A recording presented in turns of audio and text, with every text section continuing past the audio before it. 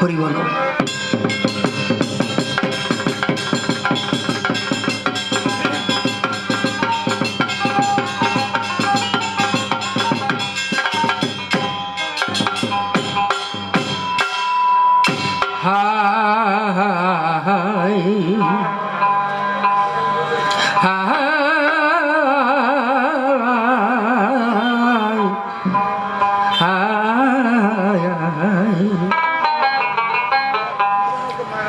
দয়াল আমার গানের ডালি পুষ্পাঞ্জলি দেব তোমার পায়ে। দয়াল আমার গানের ডালি পুষ্পাঞ্জলি দেব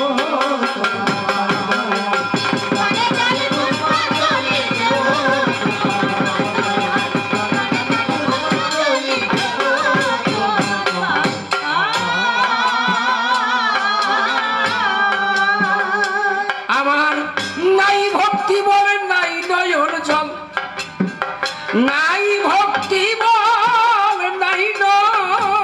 জল, নাই ভক্তি বল নাই নয়ন জল, জীবন ভরা বেদনা।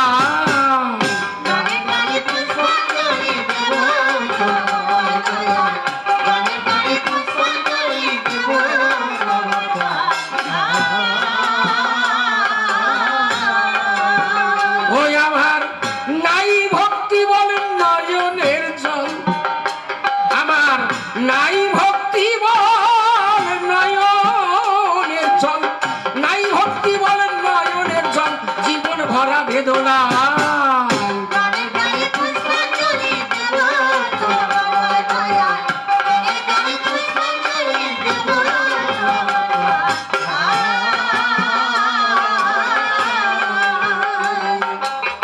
কণ্ঠে আমার নাহি মধুর সুর, গানের ছন্দ শব্দ বিন্যাস ভুল ত্রুটি প্রচুর।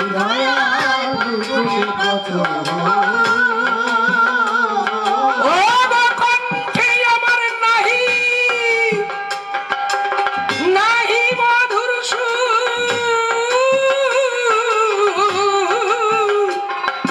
গানের ছন্দ শব্দ বিন্যাস ভুল ত্রুটি প্রচুর।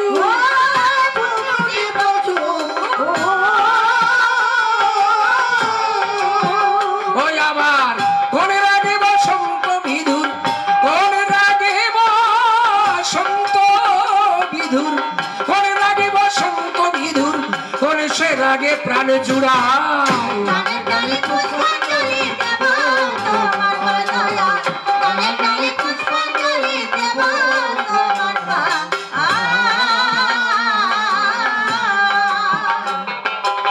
কোন গানে পাই তোমার চরণ, আবার কোন সে তালে তোমার তালে নেচে ওঠে মন।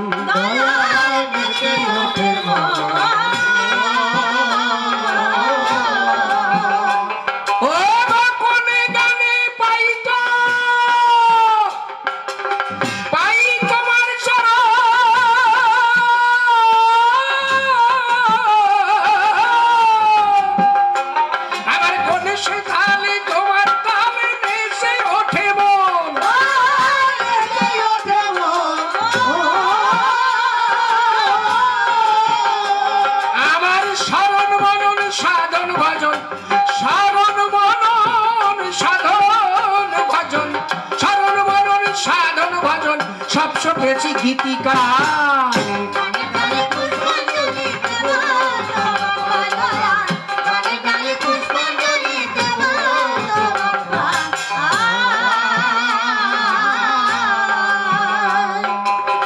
তুমি প্রভু অখিলের স্বামী, এই গানের মাঝে তোমায় পাওয়া এত পাগলামি। দয়াল এত পাগলামি,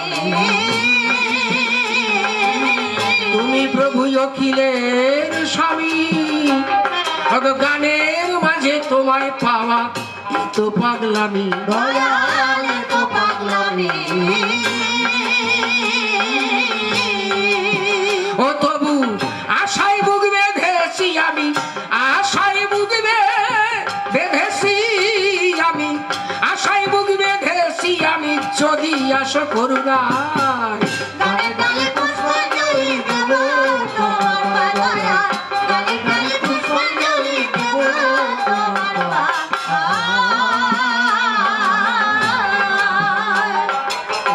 মনোরঞ্জন বলে গান গাওয়া, যদি তোমার নামে অশ্রু নামে সার্থক সেই পাওয়া, সার্থক সেই পাওয়া। মনোরঞ্জন বলে বলে গান গাওয়া, যদি তোমার নামে অশ্রু নামে সার্থক সেই পাওয়া, সার্থক সেই পাওয়া। আমার ঘুচে যাবে সকল চাওয়া, ঘুচে যাবে সকল চাওয়া, ঘুচে যাবে সকল চাওয়া, থাকিব প্রেমের যোচনা।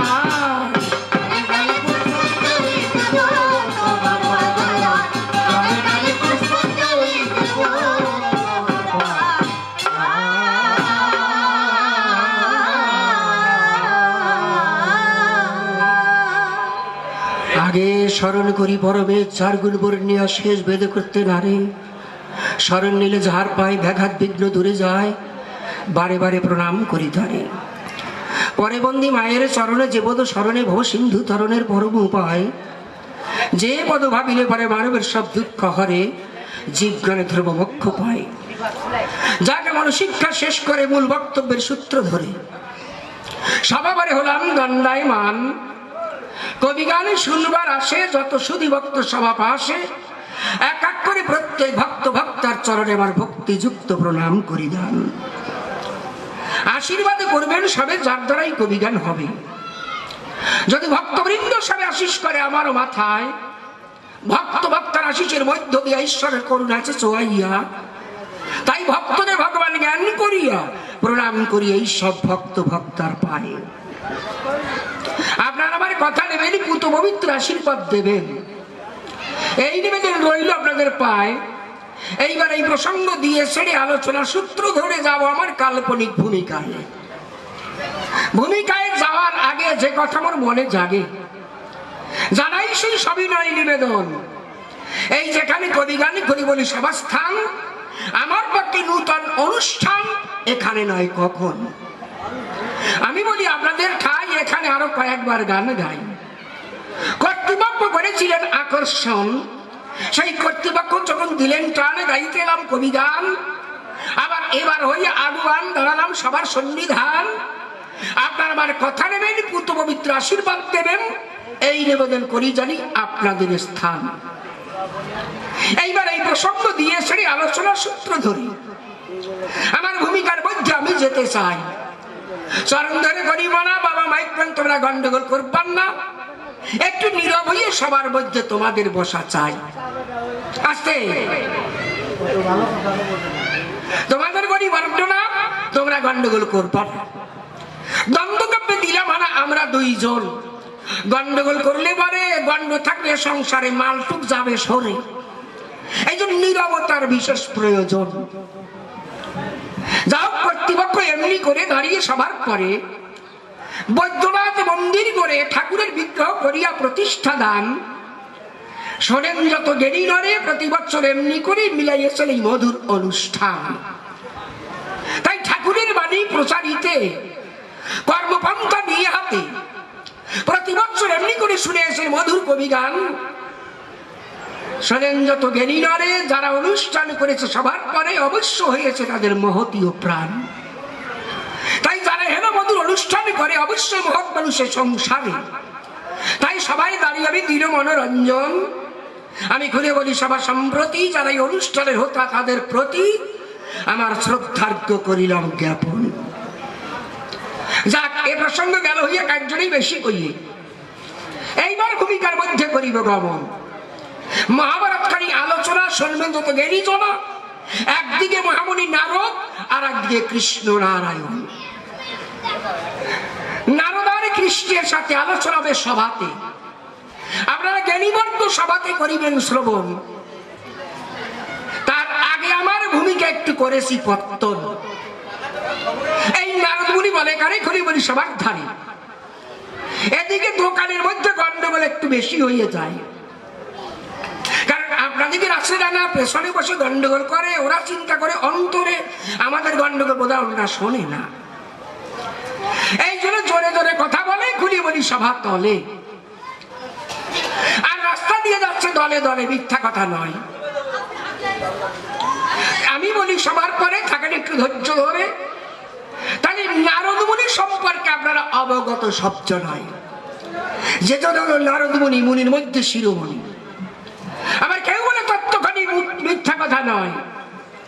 এই নারদ মুনি যারে ধরে তার পিঠায় নাকি শকুন পড়ে। অনেক জ্ঞানী লোকে এই কথাটি কয়। সেই নারদ মুনি ধরে রাম দাঁড়াইলাম সভাধাম, আর বিপক্ষে গুণগ্রাম হবেন কৃষ্ণ ভগবান। আমার বিপক্ষের কবি যিনি শ্রদ্ধ নিরঞ্জন দাদা সরকার, তিনি জবাবের ভূমিকা হবে কৃষ্ণ ভগবান। আমি বলি আপনাদিকে ধারে এই নারদ মুনি বলে কারে? ব্রহ্মার্থ নয়, করে নিয়ে যন্ত্র বিনা গায়ে না কৃষ্ণ নাম মন্ত্র বিনা, মধুর সুর মূর্ছনা ঝরে নামের মহিমায়।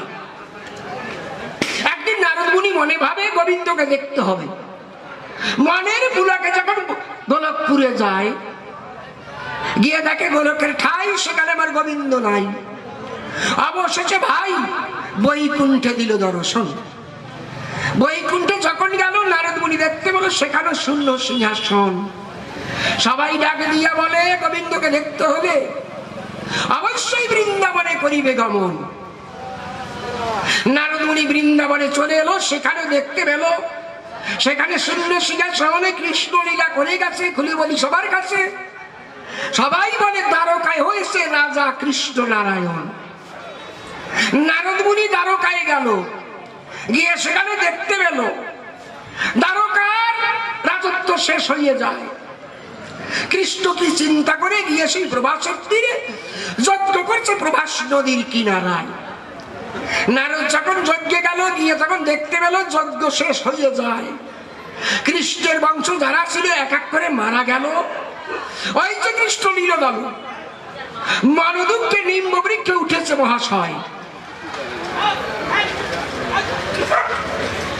ওই যে কৃষ্ণ নন্দলালে উঠেছিল নিম গাছে, বসেছিল নিমের ডালে, পা ঝুলাইয়া দিয়েছিল তলে। জরাবাদ যখন ওই পথ দিয়ে করেছে গমন, পাতার ফাঁকে দৃষ্টি করে শিকারের সন্ধানের তরে, যাকে গাছের ডালে বানর বোধায় বসা রয় একজন। জরাবাদ চিন্তা করে এই শাখা মৃগ বলে যাবে, এইটাকে মেরে এইবার আমার শিকার করিব পূরণ।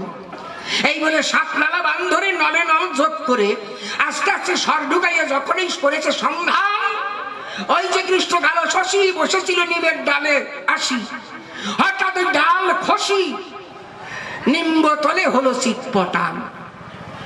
ওই যে কৃষ্ণ ভগবান নিম তলে চিৎপটান। একটু পরে যাবে প্রাণ, আর বেশি বাকি নাই। কৃষ্ণ প্রায় মরে মরে, নারদ ধীরে ধীরে অমনি গেল নিম গাছের গোড়ে। গিয়ে নারদ দেখতে পারে শীত হয়ে পড়ে আসে কৃষ্ণ দয়াময়। নারদ অন্তরে করে ধারণা গোবিন্দ তো কোনোদিন মরে না, তাহলে কৃষ্ণ এই দশা কেন? একটু জানিবার বিষয়। অজ্ঞান হয়ে পড়েছিল, নারদ মুনি জল দিল। একটু যখন মাথায় তেল জল ঢেলে দেয়, অমনি ধীরে ধীরে নাট্যমরে সুস্থ হয়ে দাঁড়াই এসে পড়ে। আর জানি তার আবার শক্তি নাই, তথায় বসে বসে নিম গাছের গোড়ে আমাকে দেখতে পেরে নারদকে ডাক দিয়ে বলে, নারদ আমার কথা নিবি? বাবা খুলি বলি তোর ঠাই আর বেশিক্ষণ আমার বাকি নাই। এইবার আমার বিদায় যাত্রা একটু নাম শোনাবি।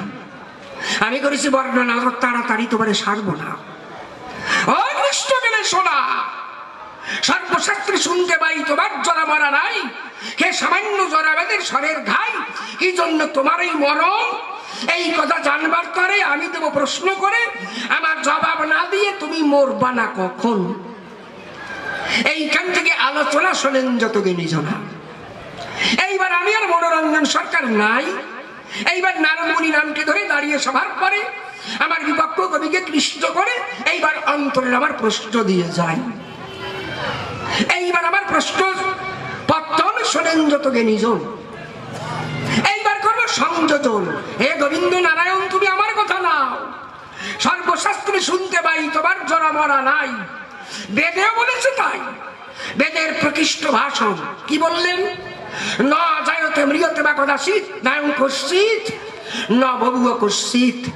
ঈশ্বর জন্মমরণ অতীত, তার জন্ম মৃত্যু নাই। তিনি জন্ম নিয়ে আসেন ওই পরে আবার কবু যায় না মরে, নির্লিপ্ত নিরাকারে আছে নিত্যের সাই। বেদে যদি এই কথা বলে, ডাক দিয়ে বলি সভাতলে। আবার গীতায়ও তুমি বললে খুলে, অর্জুনের সন্নিধান, অর্জুন তোমারে করি বর্ণনা, আমি কোনদিন জন্মি না মরি না, এই হয়েছে কৃষ্ণ ভগবান। তাহলে এইখানে তোমার প্রশ্ন করি, বলো সবার বরাবরই, হে কৃষ্ণ দয়াল হরি আমার কথা নাও। বেদে এবং গীতায় বলে মরনা তুমি কোনো কালে, তোমার জন্ম মৃত্যু রহিত তুমি কৃষ্ণ নারায়ণ। তাহলে জরাবাদের সরাঘাতে মরকানে নিমতলাতে এই প্রথম প্রশ্ন জবাব তুমি করিবে সাধন। এই আমার প্রথম প্রশ্ন গানি সবার মধ্যে ধরলাম টানি। এইবার দ্বিতীয় প্রশ্নের আমদানি আমার করার ইচ্ছা হয়, আমি অন্তরে করি ধারণা আমার গোবিন্দরে যাত্রাকালে বেশি প্রশ্ন দেব না। হে কৃষ্ণ কেলে শোনা ঠাকুর আমার কথা নাও, এই যে তুমি মারা যাচ্ছ এর মূলে কি তোমার পাপটা বাঁচে নাকি? একটু আমারে শুধাও। তোমারে করি বর্ণনা, পাপ না থাকলে তো মরে না। আর এই মরণ কি? অপঘাত। মানুষের ৩-৪ ভাবে মৃত্যু হয়, তাই না? কিভাবে? একটা হলো আদি দৈবিক, আদি ভৌতিক আর আধ্যাত্মিক। এই ৩টা মরণ, যেমন ৩টি জ্বালা তেমনি ৩টি মরণ।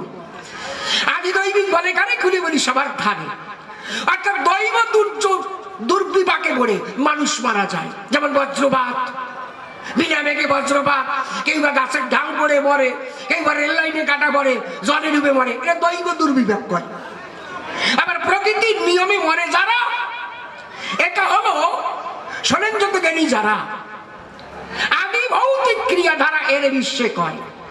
আর আধ্যাত্মিক মরণ বলে কারে খুলে বলি সবার ধারে, মানুষ জোগাড় ভেতরে এই দেহ দিয়ে ছেড়ে পরপারে যায়। তাহলে ৩ ধরনের মানুষ মরে, আমি বলি আপনাদিকের ধারে। কিন্তু কৃষ্ণ মরে অপঘাত, অর্থাৎ জরাবাদের মেরেছে বান, হয়েছে কৃষ্ণ চিৎপট্টান, আর তার আসল সময় নাই। তাহলে শোনেন যত জ্ঞানী নরে, কৃষ্ণ মরে অপঘাতের তরে। এইখানে প্রশ্ন দিচ্ছি করে ঠাকুর আমার কথা নাও, এই যে অপঘাতে কেন মানুষ মরে? যদি ভারী অন্যায় করে। তাহলে তুমি একটু আমারই বুঝাও। গান্ধারী মাতা মনে পেয়ে ভীষণ ব্যথা, কুরুক্ষেত্রে হেতা তোমারে অভিশাপ করলো ভাই, হে কৃষ্ণ নট মরে, আজকে তুমি যাচ্ছ মরে, সেই অভিশাপ কি তুমি মরো কৃষ্ণ ভগবান? তুমি আমার কথা নাও, একটু সুন্দর করে বুঝাইয়ে দাও। আমি তো জানো আমার জানা শোনা নাই, তোমার কাণ্ড কারখানা বুঝিতে আমি পারি না কোনো মতে। এই জন্য তোমার সাক্ষাৎ আমি প্রশ্ন দিয়ে যাই, হে কৃষ্ণ নন্দলালে বলো তুমি সভাতলে, এই মরণ তোমার কেন হেরি, কি জন্য একটু সুন্দর করে বুঝাইয়ে দাও। ওরে বাবা রে, ও রাজা চিৎকার করে, আমার ভাইকেও পারবে না। হ্যাঁ যাক, সবাই করি ঘোষণা। এই জন্য বলো কৃষ্ণ নটবারে মরো তুমি কিসের তরে, মূলে কি তোমার গান্ধারীর কোন ছিল অভিশাপ, যে কারণে ধীরে ধীরে তুমি যাচ্ছ আজকে মরে, হয়েও যদি তুমি বিশ্বের বাপ। তাই কথা নেবা, তুমি মরো কানে কি আছে তোমার মরার মানে? আর বেদে ভাবে তোমার জন্ম মৃত্যু নাই, মরো কেন শ্যাম গোবিন্দের তুমি বলো কাব্য ছন্দে, আর গান্ধারীর অভিশাপের দ্বন্দ্বে মরো কিনা বুঝাইয়ে দাও। তাই এই এক প্রশ্নের মধ্যে 2 প্রশ্ন করি, গেলাম সবার বরাবর। এইবার আর একখানা প্রশ্ন ধরি আমি করবো সভায়। হে কৃষ্ণ আমার একটু জানবার বিষয়, আমি তোমারে করি বর্ণনা, তোমার ঠকাতে আমি প্রশ্ন দেব না। ঠাকুর এই যে কুরুক্ষেত্রে 2 দলে যুদ্ধ হলো, খুলে বলি সভাতল, একদিকে কৌরব আর একদিকে পাণ্ডবগণ। তুমি করেছিলে বর্ণনা, তুমি কোনো পক্ষে যাবে না, কিন্তু অর্জুনের অশ্বের বলগা তুমি করিলে ধারণ। হে ঠাকুর তাই প্রশ্ন করি তোমার বরাবরই, বলো কৃষ্ণ দয়াল হরি সর্বশাস্ত্রে তুমি করেছো বর্ণন। গীতায় কি বললে? সমাহারে সর্বভূতেষু নমেদস্বস্তির অপ্রিয়। অর্জুন আমার কথা নিও, সমাহার আমি সর্বভূতে সমান, অহম মানে আমি, সমহং অর্থাৎ সর্বভূতে আমি সমান, সমহং সর্বভূতেষু, সর্বভূতে আমি সমান। নামে দেশস্তি ন প্রিয়, আমার কেউ হিংসারও নাই, দেশ মানে হিংসা, আমার কেউ হিংসারও নাই, আমার কেউ প্রিয় নাই, মানে ভালোবাসারও কেউ নাই। তাহলে তাই যদি না হয়, তোমার যদি জগতে কেউ ভালোবাসারও নাই, আপনও নাই, পরও নাই, প্রিয় নাই, দ্বন্দ্বেরও নাই, তাহলে আমার কথা নেবা তুমি একটি বাক্যে কেন গেলে বলো কৃষ্ণ নন্দ লালে? এর একটা খাঁটি জবাব আমার কাছে দেওয়া। আমি তোমার কাছে শুনতে চাই, বিশ্ববাসী সবাই কি জন্য তোমাকে একটি বাক্যে করলো দর্শন? আমি তোমারে করি পারবো না ঠাকুর, তোমার তো গীতার কথা থাকে না, তাই না? তোমার নিজের মুখের ঘোষণা। আমি কোনো বাক্যে যাই না নারায়ণ, নির্দ্বন্দ্ব অবস্থায় তুমি কৃষ্ণ শ্যামরায়, তাহলে তুমি একটি বাক্যে ঠাকুর গেলে কি কারণ? আমার কথা নাও, এই কুরুক্ষেত্রে যুদ্ধ করে খুলি বলি তোমার দ্বারে পক্ষপাতী আসো কিনা সংসারে, একটু সুন্দর করে বুঝাও। কৃষ্ণ নন্দলালে তুমি গেলে একটি দলে, তাহলে সবাই বলে আমি তো নারদ, সর্বভূতে করেছি ভ্রমণ, যেখানে আমি যাই সবার মুখে শুনতে পাই কৃষ্ণ নাকি ভালো কাজ করে নাই। কেন? বিশ্ববিত হয়ে একটি বাক্য করল সমর্থন। মুনি ঋষিরা করে বর্ণনা, গোবিন্দের একটি বাক্য কোনদিন সাজে না, সর্বভূতেদের আনাগোনা। এই যদি মুনিদের বচন বলো কৃষ্ণ নন্দলালে একটি বাক্যে কেন গেলে চলে, একটু সুন্দর করে সভা তলে করিবে বর্ণন। এই আমার 2 নম্বর প্রশ্নখানি তোমার কাছে ধরলাম টানি, সুন্দর করে বাখানি। হে নীলমণি একটু করিবে বর্ণন। আমি তোমারে করি বর্ণনা, তোমার সঙ্গে আমার শত্রুতা না। তাহলে এই যুদ্ধ করে যেখানে কোটি কোটি মানুষ মারা যায়, আপনাদিকে আছে জানা, যেখানে ভগবান থাকে সেইখানে কোনোদিন মানুষ মরে না। আর তোমার আনাগোনা কুরুক্ষেত্রে যুদ্ধের গায় বলো কৃষ্ণ নন্দলালে তুমি থাকলে ধরা তলে মানুষ কেন যাচ্ছে কালকা বলে, একটু সুন্দর করে বুঝাবে আমায়। এই আমার প্রশ্ন তোমার কাছে দিতে ইচ্ছা আছে সভাতে। আর গান্ধারীর 100 ছেলে, একটাও বেঁচে নাই, আর কুন্তির 5 ছেলে বেঁচে আছে ধরা তলে। অদ্ভুত কাণ্ড পায়। কি কাণ্ড? কারণ আপনাদিকে আছে না, যখন কুরুক্ষেত্রে গান্ধারীর 100 ছেলে মারা গেল, সনন্দ তো জ্ঞানী দল, আপনাদের শুনাই। আমি যখন স্বর্গে যাই গিয়ে তখন দেখতে পাই যে গান্ধারীর ছেলেরা স্বর্গে পেতে আছে সুন্দর সিংহাসন। যদি 100 ছেলে গেছে মরে খুলি বলি সবার ধারে, দেখতে পারি 2 নজরে গান্ধারীর ছেলেরা স্বর্গপুরে। আমি তো বুঝি না কখন হে কৃষ্ণ নটবরে মানুষ বলে যাতে তুমি ফেললে নেবে কি করে, তারা স্বর্গপুরে গেল অনুক্ষণ। আমার কথা তুমি নাও, একটু সুন্দর করে বুঝাইয়ে দাও, এত লোক তুমি মারলে কি কারণ? এই আমার 3 নম্বর প্রশ্নখানি সবার মধ্যে ধরলাম টানি। এইবার আর একখানি প্রশ্ন আমি তারে দিতে চাই। কৃষ্ণ গীতায় কি বললেন আপনার আমার কথা নেবেন, গীতাখানি পড়ে দেখবেন কি আছে লেখা গীতার কথায়। যদা যদা হি ধর্মস্য গ্লানির্ভবতি ভারত অভ্যুত্থানমো ধর্মস্য তদাত্মনাং সৃজাম্যহম পরিত্রাণায় সাধুনাং বিনাশা দুষ্কৃতাম ধর্ম সংস্থাপনার্থায় সম্ভবামি যুগে যুগে। বলে কৃষ্ণ মহাভাগে আমি দুষ্কৃতি পালন সৃষ্টির পালন এই হেতু জগতে আসি কৃষ্ণ নারায়ণ। আর কি বললেন? আমি ধর্ম করি সংস্থাপন।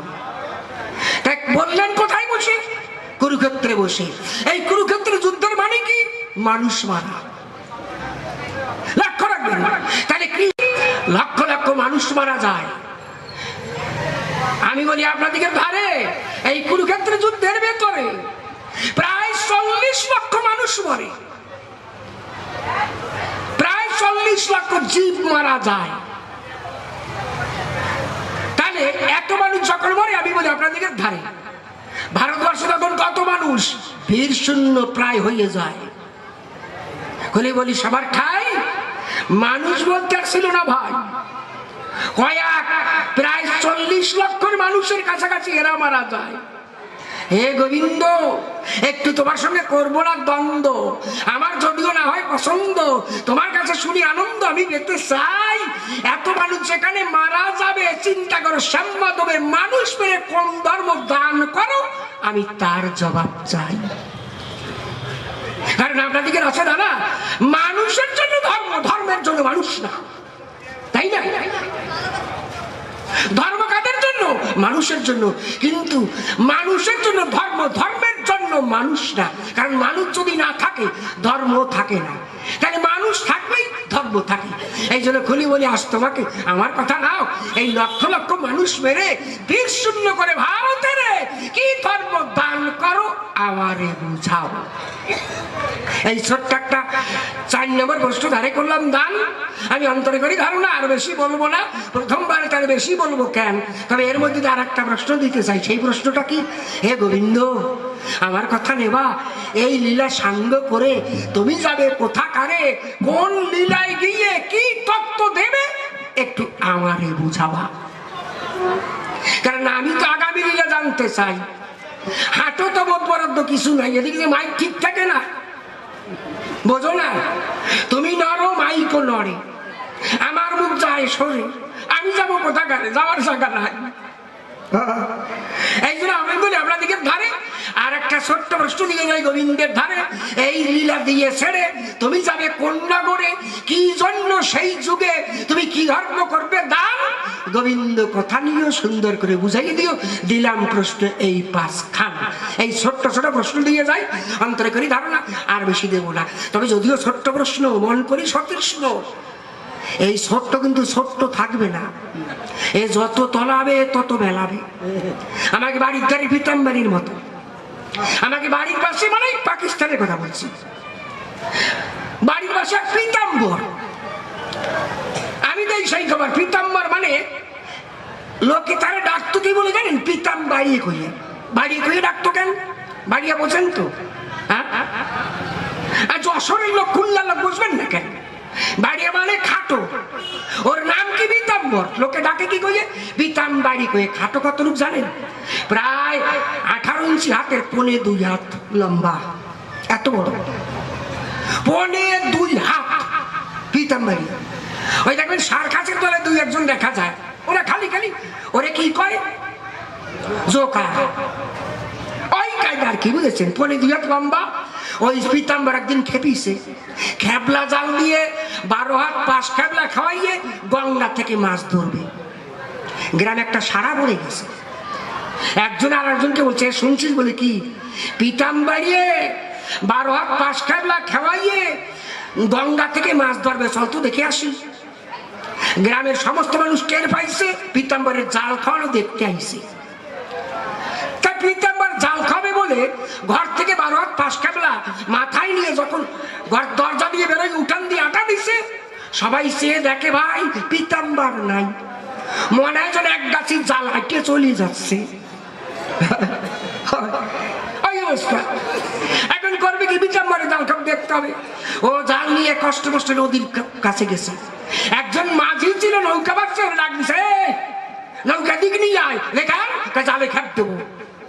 সবাইকে মারিছে রে।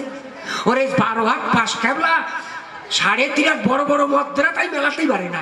আর পিতাম্বর 1.25 হাত মেলতো, ও কি অত বড় জাল মেলাতেই পারবে? আর যদিও একটু মেলে, কুলের থেকে দাঁড়াইয়ে চালিয়ে দিলে তো একটু মেলে, নৌকার থেকে মেলানো যায়? সবাই অবাক হয়ে, পিতাম্বরের জাল খাপ দেখতে হবে, করবে কি? এখন কোন রকম কষ্ট করে নৌকার পরে গেছে, নৌকার চড়াটার উপরে জাল গাছ আল গোছলে রেখে দিছে।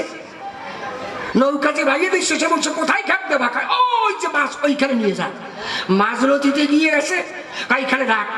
কেবল নৌকাখানে একটু থামাইছে, ওই পিতাম্বর চড়ার থেকে জাল গাছছি আল গোছলে ধরিয়ে জলের মধ্যে ছাড়িয়ে দিছে।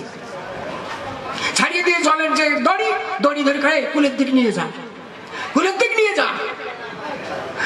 এখন যে মাঝি বলছে, পিতাম্বর কুলের দিক তো নেবো, জালে খ্যাপ দেবা না? পিতাম্বর এই তো খ্যাপ দিয়ে ছাড়িয়ে দিলাম। তার মানে বলছো না, এই তো জালে খ্যাপ দিলাম। তাই জালে তো খ্যাপ দিলে ও তো মেলবে, আমি হ্যাঁ, ও জাল কি চারিদিকে মেলবে? পিতাম্বর দেখো আমার কাছে আমি করিয়ে ছাড়িয়ে দিলাম, জালের কাজ জালে করবে, বুঝেছো? বললাম, কিন্তু জাল কি বসে থাকবে? জাল বসে থাকবে না। ও শালার জাল যত নিচের দিক তলাবে তত মেলাবে, যত তলাবে তত মেলাবে। আমারও প্রশ্ন বিটম্বরে জাল খাবের মতো, যত তলাবে তত মেলাবে। এই জন্য অন্তর্গরি ধারণা আর বেশি বলবো না, সংক্ষেপে 4-5খানি প্রশ্ন দিয়ে যাই। এরপরে গোবিন্দ কি বলে রসা ভাসে আমি ধুয়ার মধ্যে যাব, আপনারা বসে বসে শ্রবণ করুন ধর্মসভার ঠাকুর।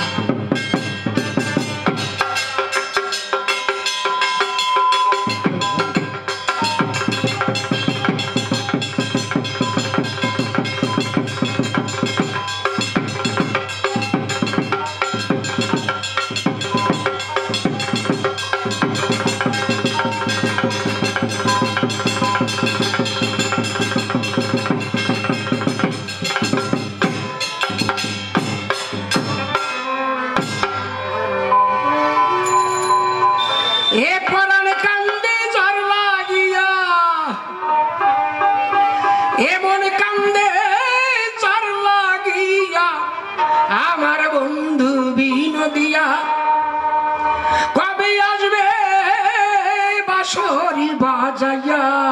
এ পরা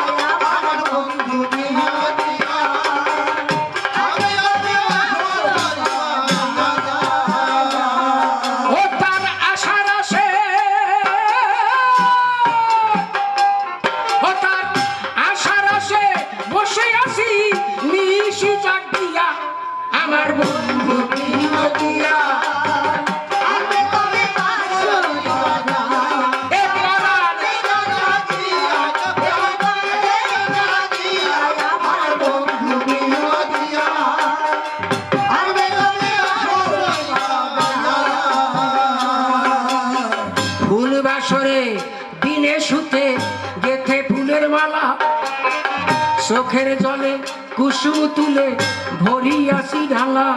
ও ফুল বাসরে দিনে শুতে গেথে ফুলের মালা, চোখের জলে কুসুম তুলে ভরিয়াছি ঢালা। হায় রে সোহাগে চন্দন রাশি, ওরে গুলে নয়ন চলে, আদর করে রাখি হাসি পরাইব ভালে। আমার মনের মালা দিব গলে, দুলিয়া দুলিয়া আমার বন্ধু বিনোদিয়া।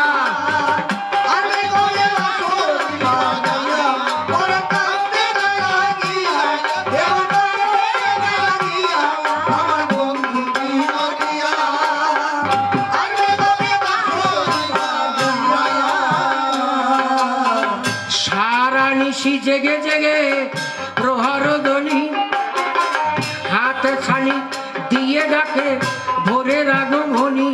ও সারা নিশি জেগে জেগে প্রহর ধ্বনি, হাত ছানি দিয়ে ডাকে ভোরের আগমনী। হায় রে কোকিলের কুহুতানে ডাকিয়া সুধা,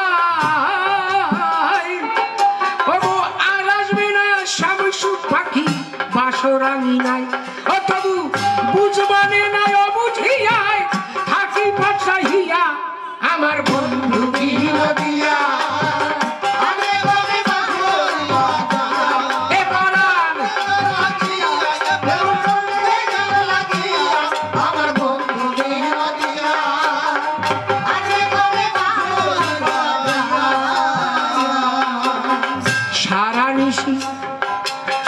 সারা নিশি জেগে জেগে প্রহর গনি, হাত ছানি দিয়ে ডাকে ভোরের আগমনী।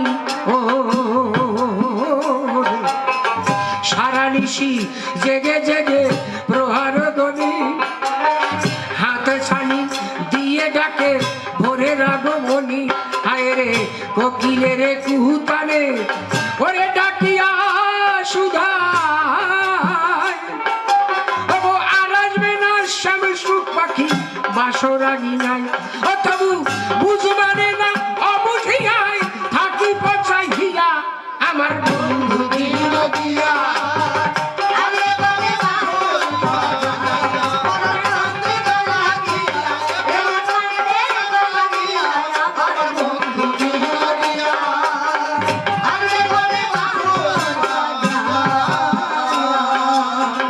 বাসি হলো ফুলমালা শুকানো চন্দন, সবে গিয়েছে আছে শুধু বুক ভরা বেদন। ও বাসি হলো ফুলমালা শুকানো চন্দন, সবে গিয়েছে আছে শুধু বুক ভরা বেদন। তবু চোখের জলে বহিয়া যায় ওরে বিরহের নদী, হাহুতাশার কান্না রাশি সার নিরবধি। তবু এলো নানি থুরতরদি ভালোবাসিয়া আমার বন্ধু দিল দিয়া।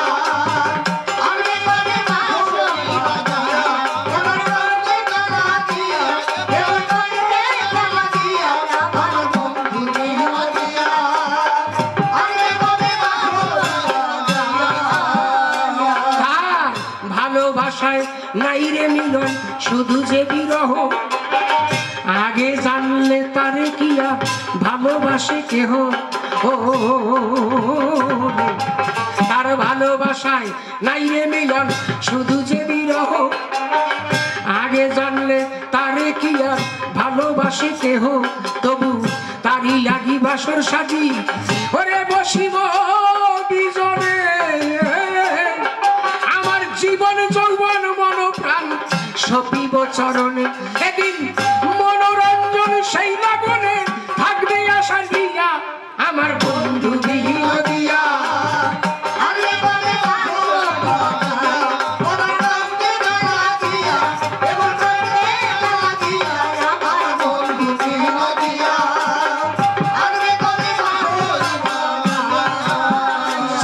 শরীর টানে জানি যমুনায়ু যায়, বৃন্দাবনের সখীগণে পাগল হয়ে ধায়। যমুনার জল উজান চিরে সুপ্ত ধীরে ধীরে, গোবৎস সব চলে আসতো যমুনার নীরে। সেই বাঁশির সুর শুনিয়ে জানি রাধারানী উদাসী, চিরদিন গোবে গোপিনী ভালোবাসে হাসি। সেই পরাণ বন্ধু আজকে জানি পোষা বাকি হয়ে, নিম্নতলে যাচ্ছে জানি নিজের পরাণ লইয়ে। দেহ ছেড়ে চলে যাচ্ছে সেই প্রাণের পোষা পাখি, যারে জব্দ করে হৃদমন্দিরে প্রতি মানুষ রাখি। তাই মরার জন্য চলছে আজি জরারানের স্বরে, নিম্নতলায় গোবিন্দ আজি আছে পড়ে। তাই তো তারে কাছে আমি আজি প্রশ্ন করিলাম, অজর অমর জানি সর্বভূতে ভগবান। বেদের পাতায় সর্বশাস্ত্রে আরো করেছে বর্ণনা, জন্ম মৃত্যু রহিত জানি কৃষ্ণ কেনে শোনা। ও সেই বেদের ব্রহ্ম সেই হয়েছে কৃষ্ণ চক্রবাণী, অপঘাতে মরলে তারে কি করে ব্রহ্ম মানি। তাই তার কাছে প্রশ্ন করি সবার সংবিধান, জন্ম মৃত্যু নাই তোমার আজি মর বটে কেন। ঠাকুর সুন্দর করে সভা করে তুমি বুঝাইয়ে দেবে, এই ভক্তগণ শুনে জানিয়া আনন্দ পাবে। তুমি জন্ম নিয়ে কেন আবার জানি মর এ ধরা তলে, সুন্দর করে বুঝাইয়ে তুমি বল সভা তলে। আবার গান্ধারী সাপে কিনা তোমার জঘন্য মরণ, সত্যি কিনা তুমি তত্ত্ব দিয়ে করো বিশ্লেষণ। তোমার কাছে এই কথাই আমার জানিবার ইচ্ছা হয়, সুন্দর করে ঠাকুর তুমি বুঝাবে আমায়। আবার কুরুক্ষেত্রে তুমি জানি একটি পক্ষে গেলে নিরপেক্ষ কমলাক্ষ সর্ব লোকে বলে, আমি সর্বশাস্ত্রে করেছে জানি তোমাকে ঘোষণা। তুমি নাকি কোনোদিন কোনো পক্ষে তো থাকো না, তুমি নিজে ঘোষণা করিলে জানি গীতারও পাতায় সর্বভূতে থাকো তুমি সমান অবস্থায়।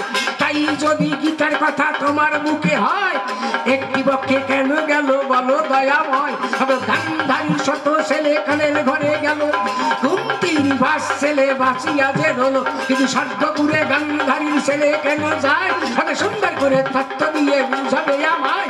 এই কুরুক্ষেত্র যুদ্ধ করে দোষ আসে কিনা সুন্দর করে করবে তুমি জবাবের নিশানা। এই জন্য তোমার কাছে স্বভাবে জানাই, মানুষ পেরে কোন ধর্ম দাও হেকা নাই। এই জন্মের পরে তুমি কোথায় বা যাবে, কি তত্ত্ব দিয়ে জানি কি রূপেতে পাবে, জীবিগণে কি নামেতে তোমায় বিশ্বে পাবে। সুন্দর করে সবার পরে বুঝাই দিতে হবে, তবে আর তারে প্রথমবারে বলবো কি কারণ। অল্পে অল্পে করি আমার ভাব সমাপন, যে কয়েকটি প্রশ্ন আমি দিলাম তারে ঘরে যদি সুন্দর করে তুমি বলনি সময় করে, তবে দণ্ড আর আমি যদি দরকার নাই, সুন্দর কথা যদি তুলতে যাই। এই জন্য অন্তরে করি ধারণা, তবে আর তার বেশি বলবো না তবে এদিগুলো ঈশ্বর সমাসন অধীনে দলবাদ কবিদের বললাম দণ্ডবাদ আর হতে পারি আমি দণ্ডের মতো আর করতে পারি। এই পর্যন্ত প্রথমাসন আমার শেষ হলো। জয় জয় রাধা গোবিন্দ প্রেমানন্দে। হরি হরি বল, হরি বল, হরি বল, জয় হরি বল।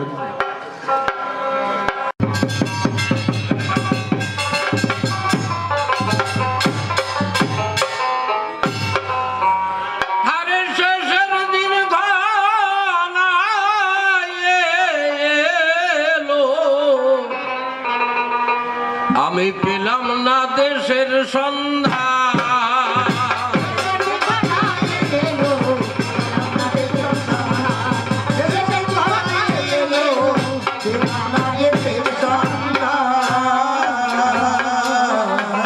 আমি পাই না বুঝে আসা যাওয়ার, কে দিল গুপ্ত বিধান। শেষের দিন ঘনায় এলো, পেলাম না দেশের সন্ধান। শেষের দিন ঘনায় এলো, পেলাম না দেশের সন্ধান। বলে সবে মরে পাবে স্বর্গ কি নরক, কেমন সে দেশ কেউ তো তা করিনি পরক। ও বলে সবে মরে পাবে ওই ওই স্বর্গ কি নরক, কেমন সে দেশ কেউ তো তা করিনি পরক। কোন খবর পাই না সেই দেশের লোক, এই দেশে তো অনুমান। শেষের দিন ঘনায় এলো, পেলাম না দেশের সন্ধান। শেষের দিন ঘনায় এলো, পেলাম না দেশের সন্ধান। কোথায় ছিলাম কোথায় এলাম, যাব কার কাছে, আমায় কেউ তো কিছু পাই না যারা সেই দেশে আছে। ও আমি কোথায় ছিলাম কোথায় এলাম, আবার যাব কার কাছে, আমায় কেউ তো কিছু পাই না যারা সেই দেশে আছে।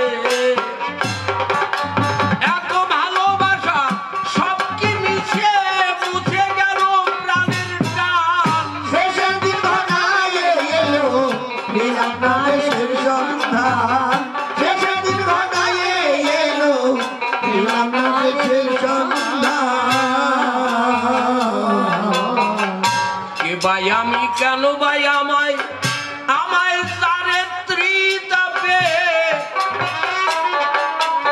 আমি বুঝে পাই না এই দশা মোর হলো কার পাপে।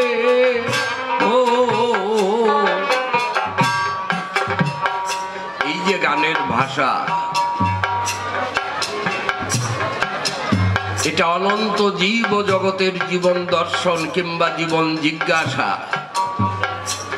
আমি কি? কেন আমাকে ত্রিতাপে জানা দেয়?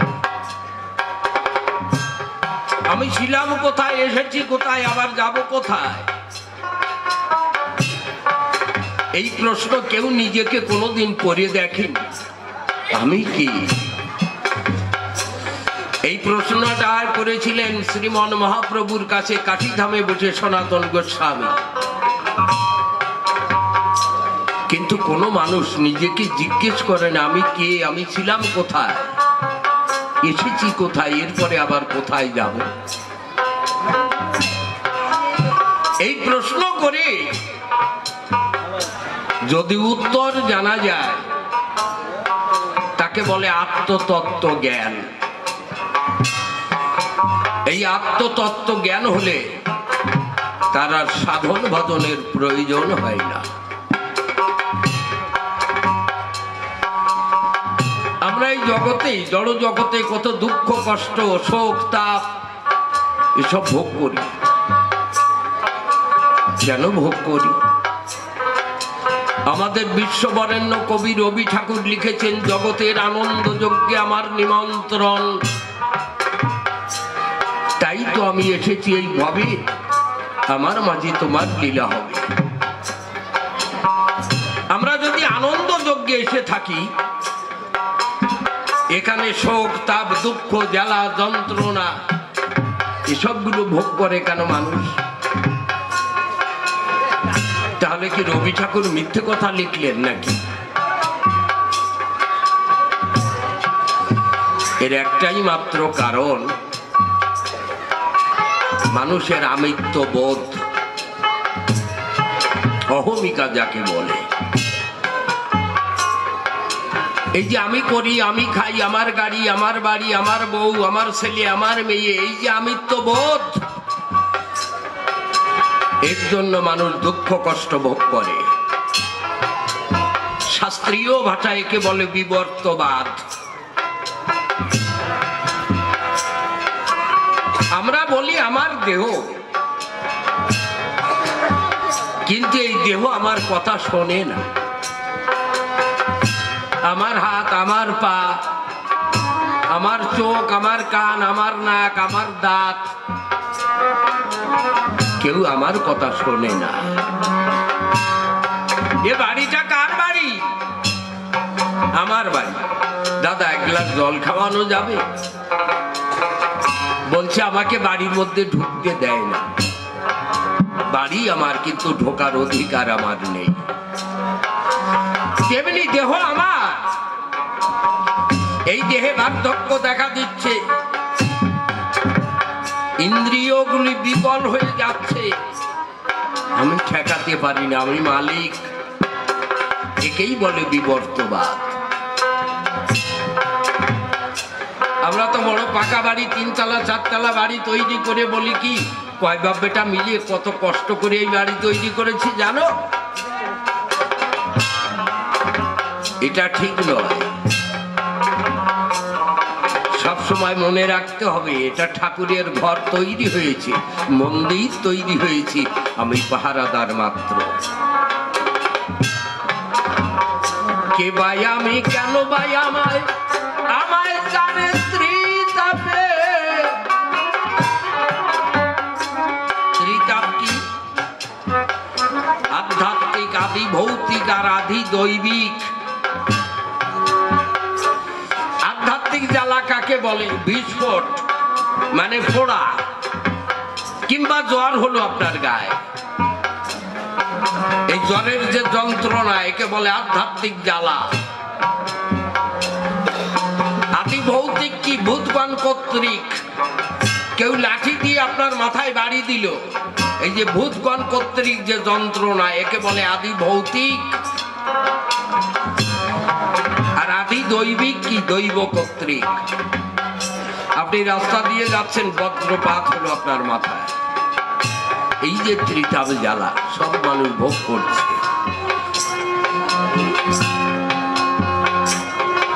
ও তাই শব্দ স্পর্শ রূপ অনুবন্ধ বিষয় কি অদ্ভুত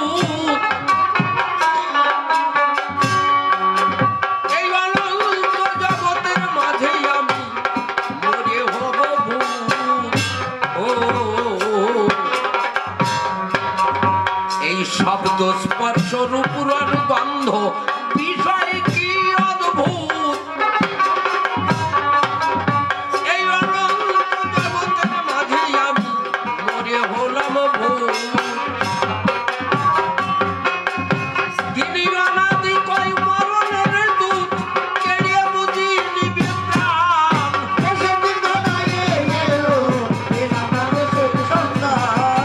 শেষের দিন ঘনাইয়ে এলো, পেলাম না দেশের সন্ধান। সাগর যোগায় আমার পাদ্য, বাতাসে মোর মঙ্গল বাদ্য, আমারই মহিমা বিলায় সাজের তারা। বাজে বজ্রে আমার মধুর বাসি, কুসুমে আমার অমল হাসি, আমারই সন্ধানে ব্যাকুলিত তটিনীর ক্ষুরধারা। রবি শশী গ্রহ দলে আমারই ইচ্ছাতে চলে, আমি আমার করি ধ্যান। আমি সবার নমস্য, আমি সবার উপাস্য, আমাতেই বিশাল বিশ্ব, আমি তার বিশেষ কল্যাণ। আমাতেই কর্মকাণ্ড, আমাতেই অনন্ত ব্রহ্মাণ্ড, আমাতেই অনন্ত দিবাবি ভাবরি। আমার মধ্যে যে বিরাট আমি, প্রকাশিত দিবা জামি, অদ্য সবাবক্ষে সবার সমক্ষে এহেন বিরাট আমাকেই আমি নমস্কার করি। মনশিক্ষা করিয়া ক্ষান্ত, অদ্য কবিগানে প্রশ্নগুলির যা বিষয় বৃত্তান্ত, আদ্যপান্ত চূড়ান্ত সিদ্ধান্ত করতে অন্তরের একান্ত কামনা। কিন্তু আপনারা যেমন যোগ্য শ্রোতা, আমি নহি তেমন বক্তা। সন্তুষ্ট করবার মতো যোগ্যতা আমার মধ্যে নাহি কই এক কণা। তাই আদ্য কাব্যের ভাবে উঠি, যদিও আমার পড়ে যায় ত্রুটি, এই সুধীগণ ক্ষমা করবেন সবে। দাঁড়াইছি সভা পরে শুধু আপনাদিগের আশীর্বাদ পাওয়ার তরে, একে একে শুভাশিস করবেন আজ এই কাব্য হবে। আপনারা দিলে আশীর্বাদ দূরে যায় চিত্তের বিষাদ, প্রেম প্রসাদ লাভ হবে অন্তরে, থাকবে না মোটে আফসোস। বসে শোনেন শুধু চয় আপনাদের আশীর্বাদের গুণে যদি গান ভালো হয়, ধন্য আপনাদের আশীর্বাদের বলিহারি এ সবাই। আর গান খারাপ হয়ে গেলে আমার দোষ নয়, আপনাদের আশীর্বাদ দেওয়ার দোষ। এখন মনে করুন বিবেচনা পুত পবিত্র সুভাশিষ্টুকো দেবেন কিনা। জানেন যত জ্ঞানী দলে কবিগানকে দান্ধিক পদ্ধতি বলে, মানে বিরুদ্ধ আচরণ করতে হয়। এক কবি যদি এই দিকের গুণ প্রশংসা করে, কোনো সময় আর এক কবি বলে ওদিক ভালো নয়, সে বিপরীত দিক দেখায়। সেই অভিপ্রায় নিয়ে দাঁড়াইছি সভাতলা। পণ্ডিত ব্যক্তির এই উক্তি, তারা কবিগানকে বলেছেন বাগ বিতণ্ডা জল্পনার খেলা। কোন একটা বিষয় বস্তুকে কেন্দ্রে রেখে দুই পাশে দুই কবি দাঁড়িয়ে থেকে অকাঠ্য যুক্তি দেখায়। কোনটা ভালো কোনটা মন্দ তাই নিয়ে কবিগণে করে দ্বন্দ্ব। ভক্ত শ্রোতা পছন্দ মতো আনন্দ পেয়ে ঘরে ফিরে যায়। অন্তরে আছে ভাবো, আমি দাঁড়াইয়ে সভা কক্ষে প্রশ্নকর্তার বিপক্ষে কৃষ্ণের ভূমিকায় অভিনয় করে দেখাবো। কিন্তু সবাই করে বর্ণনা, আমি কেন পৃথিবীর কোন মানুষ ভগবান কৃষ্ণ হতে পারে না। যেহেতু শাস্ত্রে করেছে বর্ণনা, ঈশ্বর পরম কৃষ্ণ সচ্চিদানন্দ বিগ্রহ, অনাদির আদি গোবিন্দ সর্বকারণের কারণম। এই কৃষ্ণ হতে আমি কেন এই পৃথিবীতে কোনোদিন কোনো মানুষ কৃষ্ণ হতে পারে না। কিন্তু কবিগানের অভিনয় কি না, কবিগান ভালো জিনিস, এই পাশে গোলমাল হচ্ছে। কমিটি কর্তা কথা নেবেন, একটু বাচ্চাদের সামাল দিয়ে রাখবেন। কবিগানে মানুষকে আনন্দ দেয় যদি গায়ক ভালো হয়। আর একটা জিনিস খেয়ে বেশি আনন্দ পাওয়া যায়, বলেন তো কি জিনিস? সেই জিনিসটা খেলে ভারী আনন্দ হয়, সে হচ্ছে খৈনি। খৈনি বোঝেন? সব জিনিস যদি ভালো হয় খাওয়ার পরে কেলাপ দেয়, আর খৈনি খাওয়ার আগে তালি দেয়। এত ভালো জিনিস ওই খৈনি। যাক, এখন আমার জবাবের ভূমিকায় যাই। জবাবে আমি শ্রীকৃষ্ণ কানাই। নারদ মুনি এসে প্রশ্ন করলো, রসাভাসে শুনি আমি অবাক মেনে যাই। কয় কৃষ্ণ নট বড়, আমরা শাস্ত্র পড়ে দেখতে পাই তুমি কেন জন্ম নিয়ে মরো? তোমার তো জন্ম মরণ নাই। বেদের পাতায় লেখা আছে, আপনাদিগের দেখা আছে, ন জায়তে মিরিয়তে বা বিপর্ষিত নায়ং কুতর্ষিত ন বহুব কর্ষিত, ভগবান জরা মরার অতীত। জনম মরণ ব্যাধিতে পারে না তারে বাধিতে। জল পিপাসায় বরুণ মরে, আগুন কাঁপে শীতের ডরে, এও সম্ভব হতে পারে বিশ্বাস করি তাই। কিন্তু ভগবান যে জন্ম নিয়ে মরে যাবে এটা দেখলেও বিশ্বাস করার কায়দা নাই। আমার কাছে বলো দেখি, তুমি এই যে জন্ম নিয়ে মরে যাচ্ছ, তুমি বেদান্ত প্রতিবদ্ধ খাঁটি ঈশ্বর নাকি? তুমি কি ভগবান? এই প্রথম প্রশ্ন করেছে দান। তারপরে বলে সভ্যসভার কাছে, আমার মনে হয় গান্ধারীর অভিশাপ তোমার বর্তে গেছে। আচ্ছা কৃষ্ণ, কুরুক্ষেত্রের যুদ্ধ হলো, তা তুমি এক দলে ছিলে কেন একটু বলো। আমরা গীতার মধ্যে দেখতে পাই, সমহংসর্বভূতেষু নমেদেশস্তি ন প্রিয়। কৃষ্ণের কোনো পক্ষাপক্ষ নাই, কিন্তু তুমি কৃষ্ণ নীল দলে, আমরা মহাভারত পড়িয়ে দেখলাম পাণ্ডব পক্ষে দাঁড়িয়েছিলে। এর কারণ কি তোমার কাছে শুনি নিতে চাই। আরো একটা কথা সবাই দিয়েছে বক্তৃতা, গান্ধারীর 100 ছেলে কুরুযুদ্ধে মরে যায়, আর পাণ্ডবেরা 5 ভাই ছিল অক্ষত অবস্থায়, পাণ্ডবদের কেউ মরে নাই। এর কারণটা কি? আচ্ছা কৃষ্ণ, তুমি তো গীতায় বললে যদা যদা হি ধর্মস্য গ্লানির ভবতি ভারত। তাহলে আমার কাছে বলো দেখি, মানুষ মেরিয়ে কোনোদিন কোন ধর্ম হয় নাকি? তুমি মানুষ মেরিয়ে কোন ধর্ম করলে সংসারে? এই আর একটা প্রশ্ন। আর শেষের প্রশ্ন কি? কৃষ্ণ কথা নেবে, এর পরের লীলায় তুমি কিভাবে, কোথায় যাবে, কি করবে? এই হচ্ছে শেষ প্রশ্ন। আমি বলি সবার কাছে আমার কিন্তু লেখা আছে, চিন্তা করে দেখি, তাই এ ভিন্ন আর অন্য কোনো প্রশ্ন নারদ করে নাই। এখন আমার যোগ্যতা মতে জবাব দিতে চাই। নারদ, আমার কথার প্রতি রাখো আস্থা। আমি যেই পরিচয়, এটা আমার জন্ম নয়, একে বলে আবির্ভূত অবস্থা। ভগবান জন্মে না, আবির্ভাব হয়। প্রকটিত অবস্থা, ঘনীভূত অবস্থা, এ বললে সবাই বোঝেন, একটু কঠিন হয়ে যায়। আবির্ভূত অবস্থা কাকে বলে, প্রকটিত অবস্থা কাকে বলে, তুমি বুঝতে পারবে গীতা পড়া থাকলে। গীতার মধ্যে লেখা আছে, আপনাদিগের দেখা আছে, জন্ম কর্ম চ মে দিব্য মে এবং য ব্যক্তি তত্ত্বত তত্ত্বাদিহং পুনর্জন্ম নৈতি মামেতি সোহর্জুন।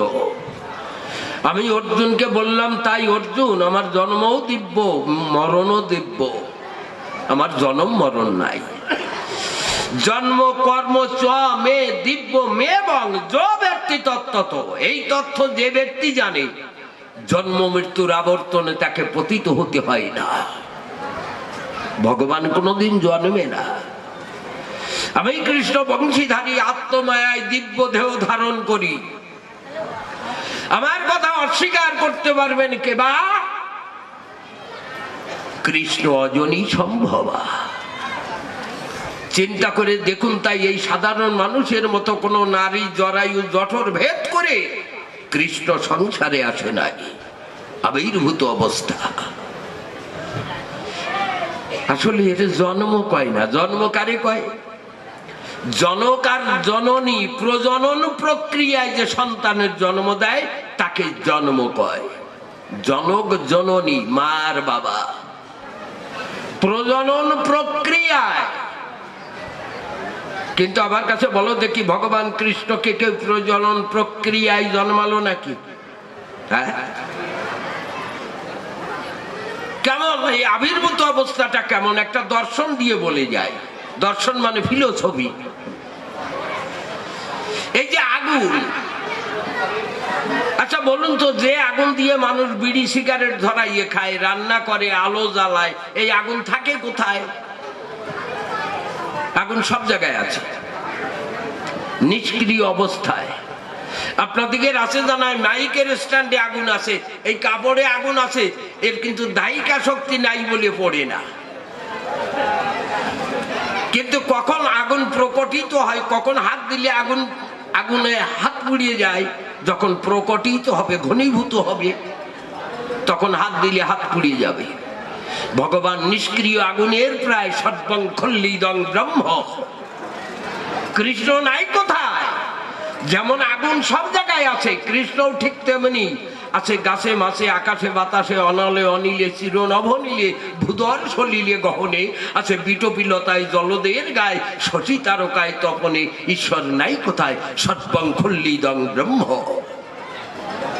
তোমাকে বলে বোঝাতে করবোটা মোটে ত্রুটি। কখন আমি ওই নিষ্ক্রিয় আগুন স্বয়ংক্রিয় হয়ে জ্বলে উঠি। ভক্ত যখন আমাকে চায়, তখন মূর্তিমন্ত হয়ে ভগবান ভক্তের দুয়ারে দাঁড়ায়। কোন কায়দায়? ওই আগুনের মতো। আগুন সব জায়গায় আছে, কিন্তু আগুনকে যখন মানুষ পেতে চায়, একটা দেশলাইয়ের কাঠি ধরে খসার পরে ঘষা দিলে কাঠির মাথায় আগুন মেলে। আচ্ছা, এই যে দেশলাইয়ের কাঠিতে আগুন এলো, বলেন তো এই আগুন কোথায় ছিল? সব জায়গায় ছিল। সর্বং খল্লিদং ব্রহ্ম। ফুৎকার দেবেন, নিভে যাবে। আগুন নিভে যাবে কোথায়? যেমন সব জায়গায় আগুন ছিল, ঠিক তেমনি সব জায়গায় চলে যায়। ভগবানও ঠিক নিষ্ক্রিয় আগুনের প্রায়।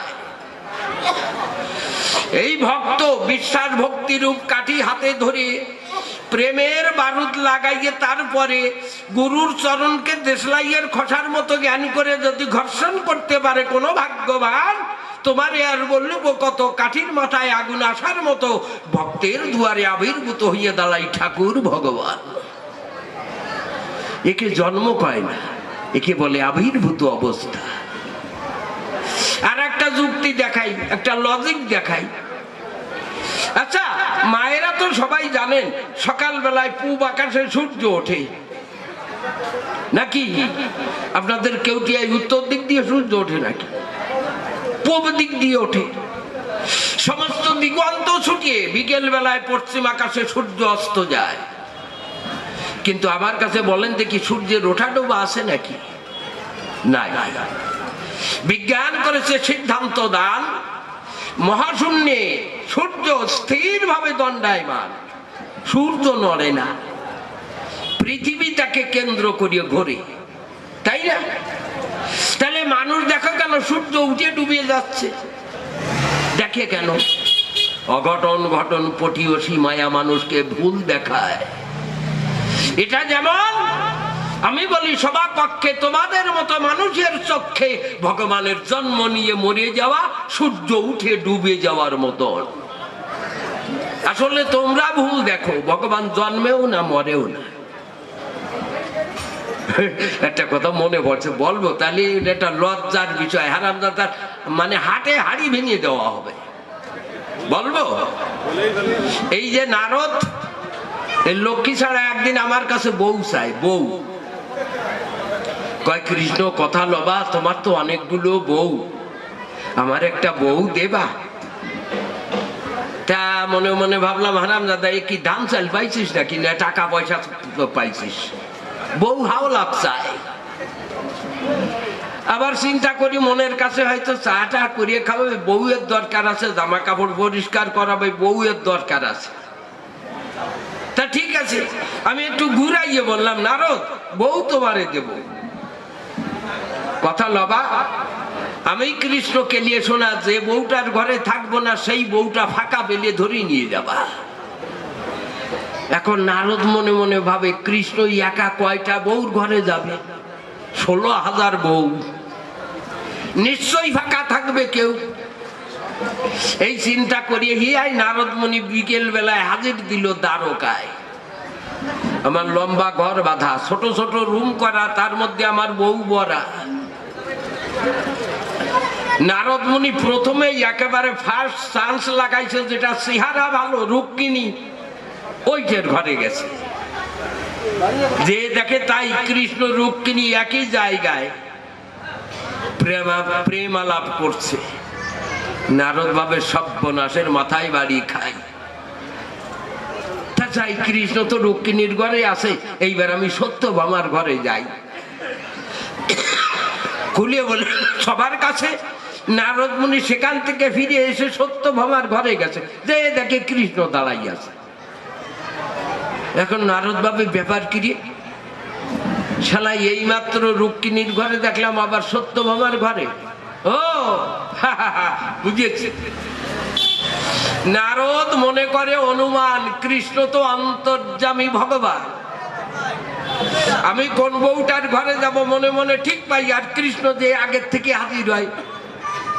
নারদ মনে করে বিবেচনা, আমি কোন বউটার ঘরে যাব আমি নিজেই ঠিক পাবো না, কৃষ্ণ টের পাবে না।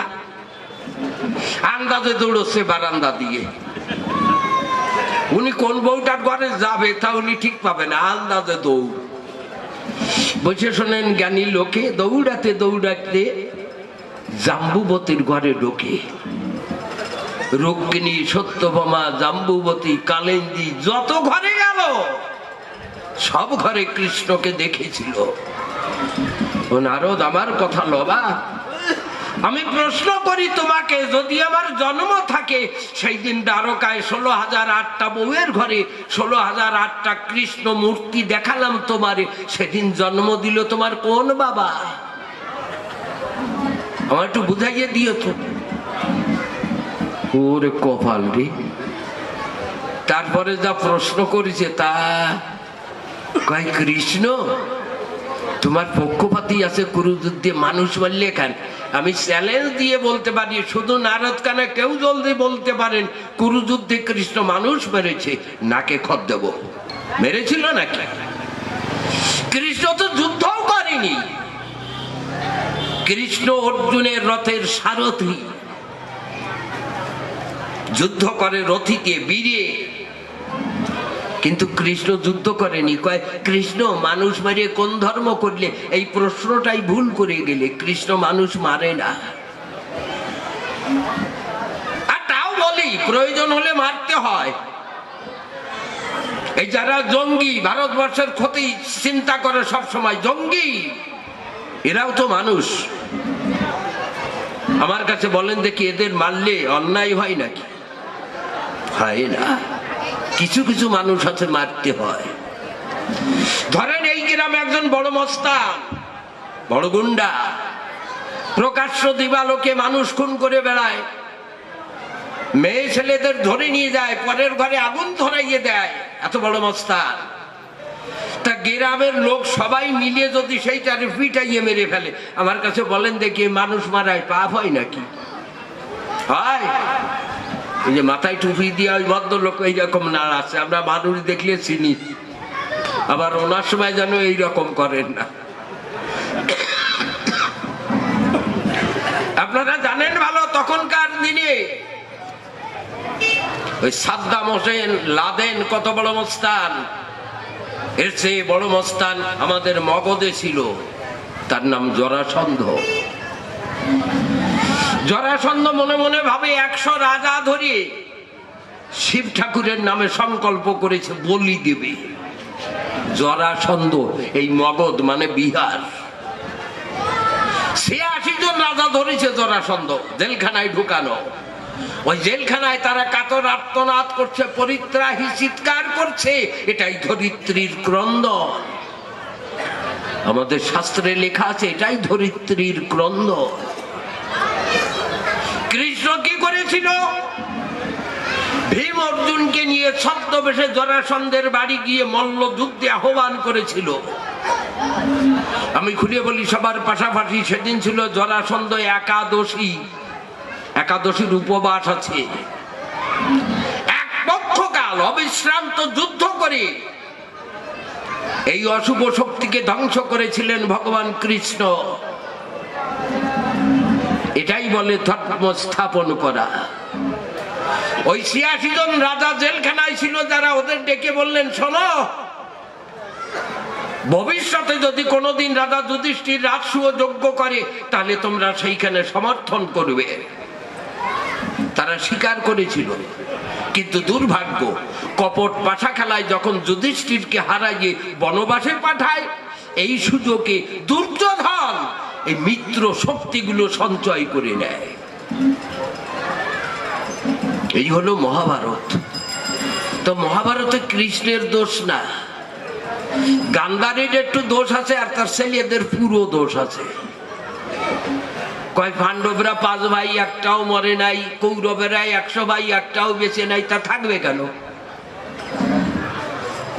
একটা কথা বলি সবার পর, ধরেন আপনার বাড়ির উঠানে দুই পাশে দুটো ঘর, মনে মনে ভাবেন কাঁচা ঘর, খড় বিছালি দিয়ে ছাওয়া, এ তো কথার খেলা। একখানা ঘর ৮ চালা আর একখানা ঘর ৪ চালা, মাঝখানে উঠান। আমি বলি এ সবাই দৈব দুর্যোগে পড়িয়া ৮ চালার ঘরে যদি আগুন ধরে যায়, আগুনের দাহিকা শক্তিতে ঘর পুড়িয়ে ছাই হয়ে উড়িয়ে যাবে, কথা মিথ্যা নয়। কিন্তু আমার কাছে বলেন দেখি, ওই ছাই আগুনকে বলবে নাকি আগুন আমার ৮খানা চাল সব পুড়িয়ে গেল, ৪ চালার একটু কোনা পোড়াইয়ে দাও? বলবে না। কেন বলবে না? আগুন ধরেছে কোথায়? ৮ চালায়, ৪ চালায় ধরে নাই। তেমনি তোমারে আর বলবো কত, কুরুক্ষেত্রের যুদ্ধে কৌরবেরা ৮ চালা ঘরের মতো। চিন্তা করে দেখো, মনের কাছে আত্মহিংসার আগুনে জ্বলে কৌরবেরা ১০০ ভাই পুড়িয়ে ছাই হয়ে উড়িয়ে গেছে। আমি বলি সবার ঠাই পাণ্ডবদের মধ্যে হিংসার আগুন জ্বলে নাই, এই জন্য অক্ষত অবস্থায় আছে ৫টি ভাই। মনে আছে কৌরবেরা কি কি করেছিল? মনে আছে? ভীমের সঙ্গে শক্তিতে কেউ পারে না। দুর্যোধন মনে মনে ভাবে এই পথের কাঁটা তুলে ফেলতে হবে, কৌশল করে ভীমকে নিমন্ত্রণ করে পিঠে খাওয়ায়। সেই পিঠের মধ্যে, মিষ্টান্নের মধ্যে বীজ ঢুকাইয়ে ভীমকে খাওয়ানো। মহাভারত পড়ে দেখে, এই যে হিংসা। উত্তর কাশী বেনারস, দুর্যোধন মনে মনে ভাবে যত গৃহ তৈরি করে পাণ্ডবদের ঢুকাইয়ে তার ভেতরে আগুন দিয়ে পাণ্ডবদের পোড়াইয়ে মেরে দেবে। মহাভারতে লেখা আছে না, এই যে হিংসার আগুন জ্বালাচ্ছে এরা। চিন্তা করে দেখুন, তাই রাখে কৃষ্ণ মারে কে, মারে কৃষ্ণ রাখে কে? পাণ্ডবেরা সেই আগুনে কেউ পুড়িয়ে মরে নাই। যুধিষ্ঠির যখন তার ভাইদের নিয়ে কাশীতে যায়, বেনারস, ওইখানে যত গৃহ আছে দাহ্য পদার্থ দিয়ে ঘর তৈরি করেছে দুর্যোধন, বিরোচনকে দিয়ে আগুন দেবে। তখন বিদুর ইশারায় বলছে যুধিষ্ঠিরকে, কি? যাহে জন্মে তাহে ভক্কে, যাহ যেই দেশে তাহার আশয়ে ভয় কহিনু বিশেষে। বিদুর বলছে, ধর্মরাজ বিদুর, ও কিন্তু যমরাজ। যাহে জন্মে তাহে ভক্কে, মানে যার থেকে জন্ম হয় তারই আবার দরিয়ে খায়, তার ভয় আছে যেখানে যাচ্ছ। তার মানে কি? জলের থেকে আগুনের সৃষ্টি হয়, আগুনের জন্ম জলের থেকে, আবার আগুন সেই জলকে খায়। যাহে জন্মে তাহে ভক্কে, যাহ যেই দেশে তাহার আশয়ে ভয় কহিনু বিশেষে। যুধিষ্ঠির বুঝেছিল এই ইশারা। আসলে কৌরবেরা একটাও ভালো কাজ করে নাই তো। দুর্যোধন প্রথম যখন ভূমিষ্ঠ হলো, গর্ধবের মতো বিকট চিৎকার করেছিল, গাধার মতো। ভীষ্ম, দ্রোণ, কর্ণ সবাই বলছে অমঙ্গল, মেরে ফেলা। গান্ধারী মারে নাই। সেই বীর বৃক্ষ বড় হলো। যুদ্ধ তো করতেই হবে। আমি কৃষ্ণ ঘনশ্যাম ওই হস্তিনায় যে দুর্যোধনকে কতবার বুঝালাম, যুদ্ধ করো না, যুদ্ধ করলে মানুষ মরে, দেশে অশান্তি বিরাজ করে। আজকে মার্কিন রাষ্ট্র থেকে, পাশ্চাত্যের দেশ থেকে যে সংবাদ দিচ্ছে আমরা যুদ্ধ চাই না, শান্তি চাই, এই থিওরিটা কোথায়? মহাভারতে কৃষ্ণ বলেছিল যে আমরা যুদ্ধ চাই না, শান্তি চাই, আপোষ করো, মীমাংসা করো। দুর্যোধন রাজি হয়নি। আমার পুরোহিত, ধর্ম পুরোহিতকে পাঠালাম, তাকে উপেক্ষা করেছিল। আমি আবার গেলাম, বিয়াই দুর্যোধন আমার বিয়াই, তোমারে করি মানা, যুদ্ধ করলে পরে মানুষ মরে, যুদ্ধ করো না। এই পাণ্ডবদের 5টা গ্রাম দিয়ে দাও, মাত্র 5খানা গ্রাম দাও। দুর্যোধন বলেছিল বিনা যুদ্ধে নাহি দেব সুচাগ্রমে দিনী, যুদ্ধ করতেই হবে। তখন বুঝেছিলাম এই কর্মফল, এই যে অপকর্ম, এই কর্মফল যাবে কোথায়? সেই কর্মফল গান্ধারীর 100 ছেলে ভোগ করছে কুরুক্ষেত্রের গায়ে। কৃষ্ণের কোনো দোষ না। আচ্ছা, আমার যদি পক্ষপাতিত্ব থাকতো, আমি কৃষ্ণ, আমার আপন ভাগ্নে মরতো। কি কন? অভিমন্যু আমার আপন ভাগিনা, আমি তারপরে রাগি না। অর্জুনের ছেলে, সুভদ্রার গর্ভে অভিমন্যুর জন্ম, সে তো আমার ভাগিনা, তো অভিমন্যু তো মরে গেল। ভীমের ছেলে ঘটোৎকচ, সেও মরে গেল। আপনাদের আছে জানা, শত্রু পক্ষের ছেলে কেটে খেয়ে কৃষ্ণ আবার বাঁচাইয়ে দিল না, দাতা কর্ণের ছেলে। অতএব চিন্তা করে দেখো, তাই কৃষ্ণের কোনো পক্ষপাতির দৃষ্টি নাই। আমি কৃষ্ণ কমলাক্ষ, সবসময় থাকি নিরপেক্ষ। ভক্ত যদি আমার সাথে পক্ষপাতিত্ব পাতায়, তাহলে কৃষ্ণ সেই ভক্তের কাছে যায়। দ্বারকায় যখন দুর্যোধন গেল আর অর্জুন গেল, যুদ্ধ ঘোষণা হয়ে গেছে, কৃষ্ণকে আনতে যাচ্ছে। যে দেখে কৃষ্ণ শুয়ে আছে, শীত হয়ে শোয়া, দুর্যোধন আগে ঢুকেছে। যে দেখতে পারে পাশে কৃষ্ণের মাথার কাছে একটা সিংহাসন আছে, তা দুর্যোধন ওই সিংহাসনে বসিয়ে আছে, ভাবছে কৃষ্ণের ঘুম ভাঙুক, তারপরে দাবি করব। চুপ করে বসিয়ে আছে। অনেকক্ষণ পরে অর্জুন গেল তার ধারে, যে দেখে তাই বসার কোনো জায়গা নাই। অর্জুন কি করেছিল? কৃষ্ণের পায়ের কাছে বসে পড়ল। যখন কৃষ্ণ ঘুম ভাঙলো, তাকাইয়ে দেখে অর্জুন পায়ের কাছে আর দুর্যোধন মাথার কাছে।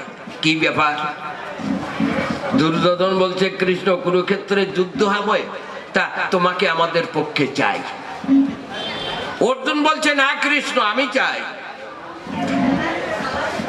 এখন কৃষ্ণ বলছে, আমি প্রথম চোখ মেলেই অর্জুনকে দেখেছি, দেখি অর্জুন কি বলে।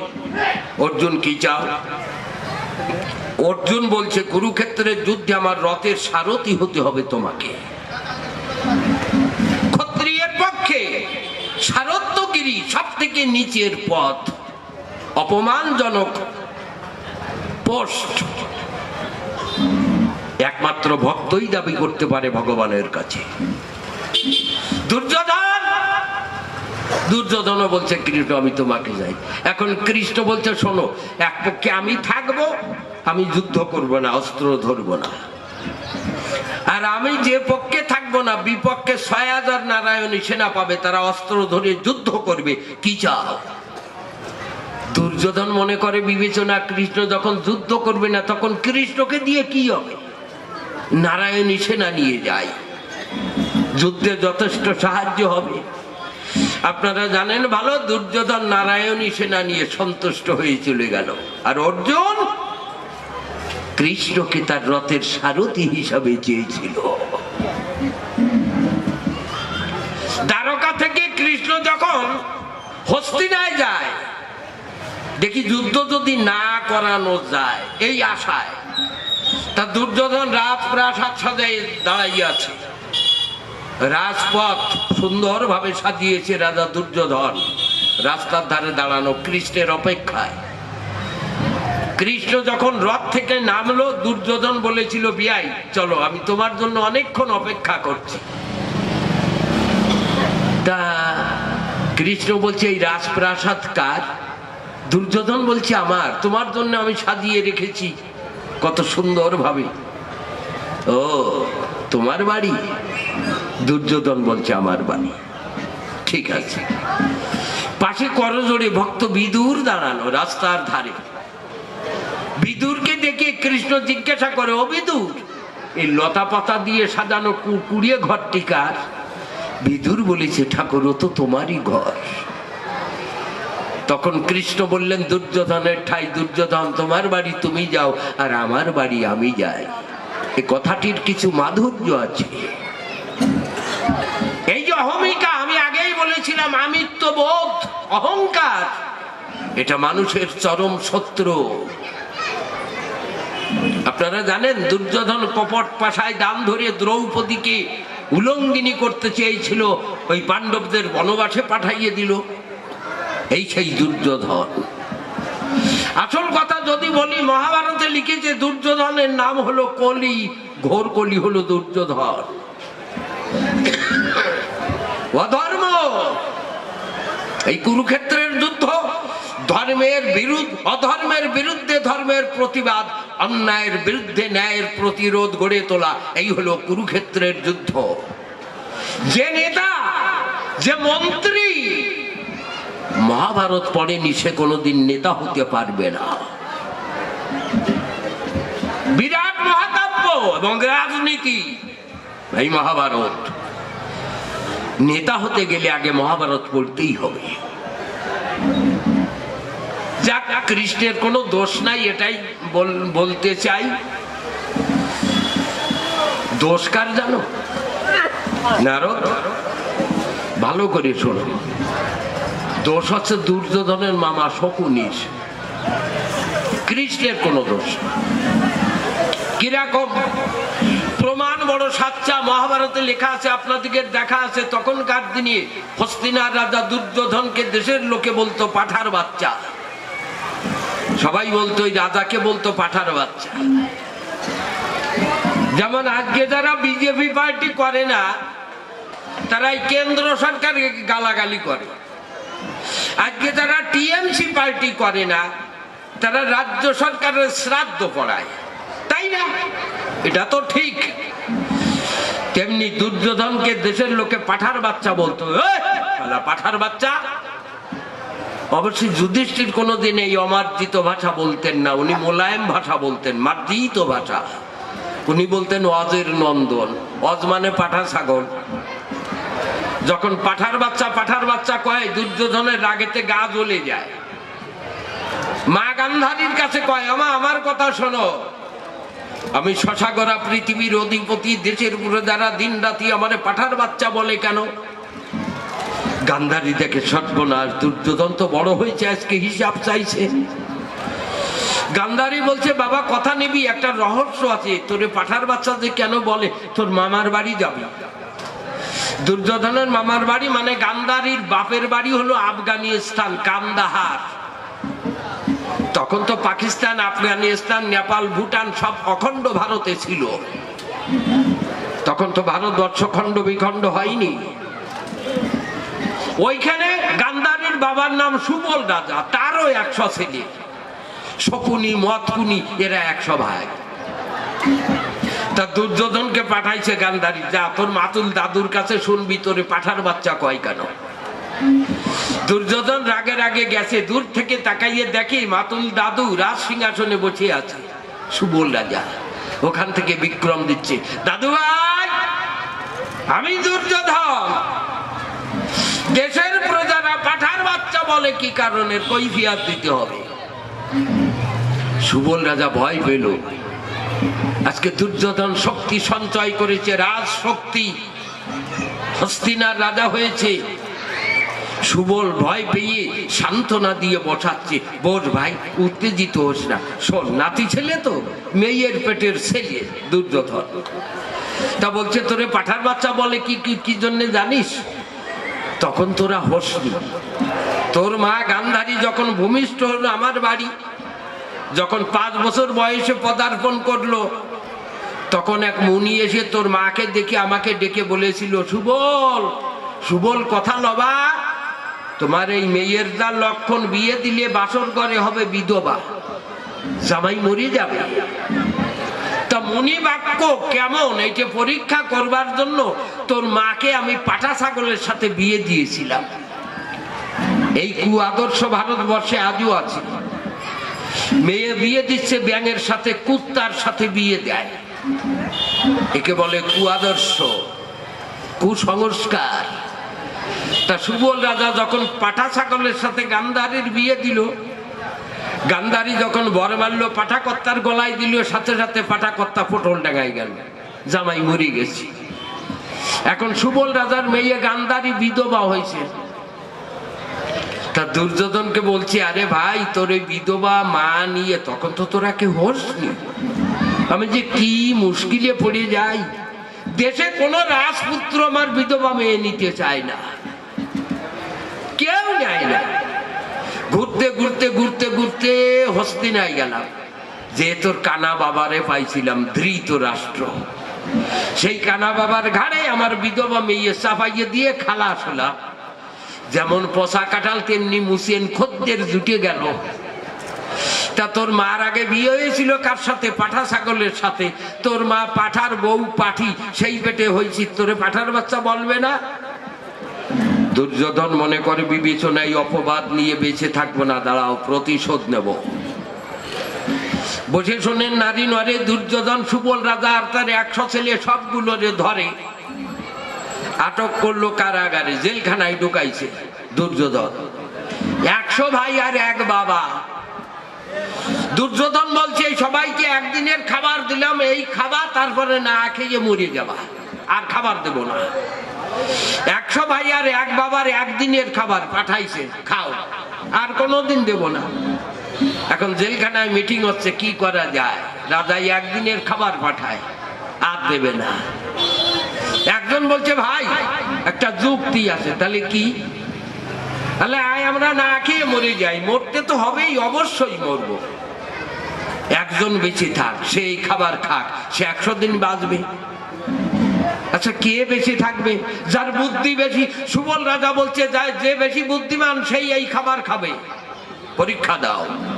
কি পরীক্ষা? সুবল বলছে কথা রাখো, যার যার নিজের নাম পিটিয়ে লেখো। পিটিয়ে?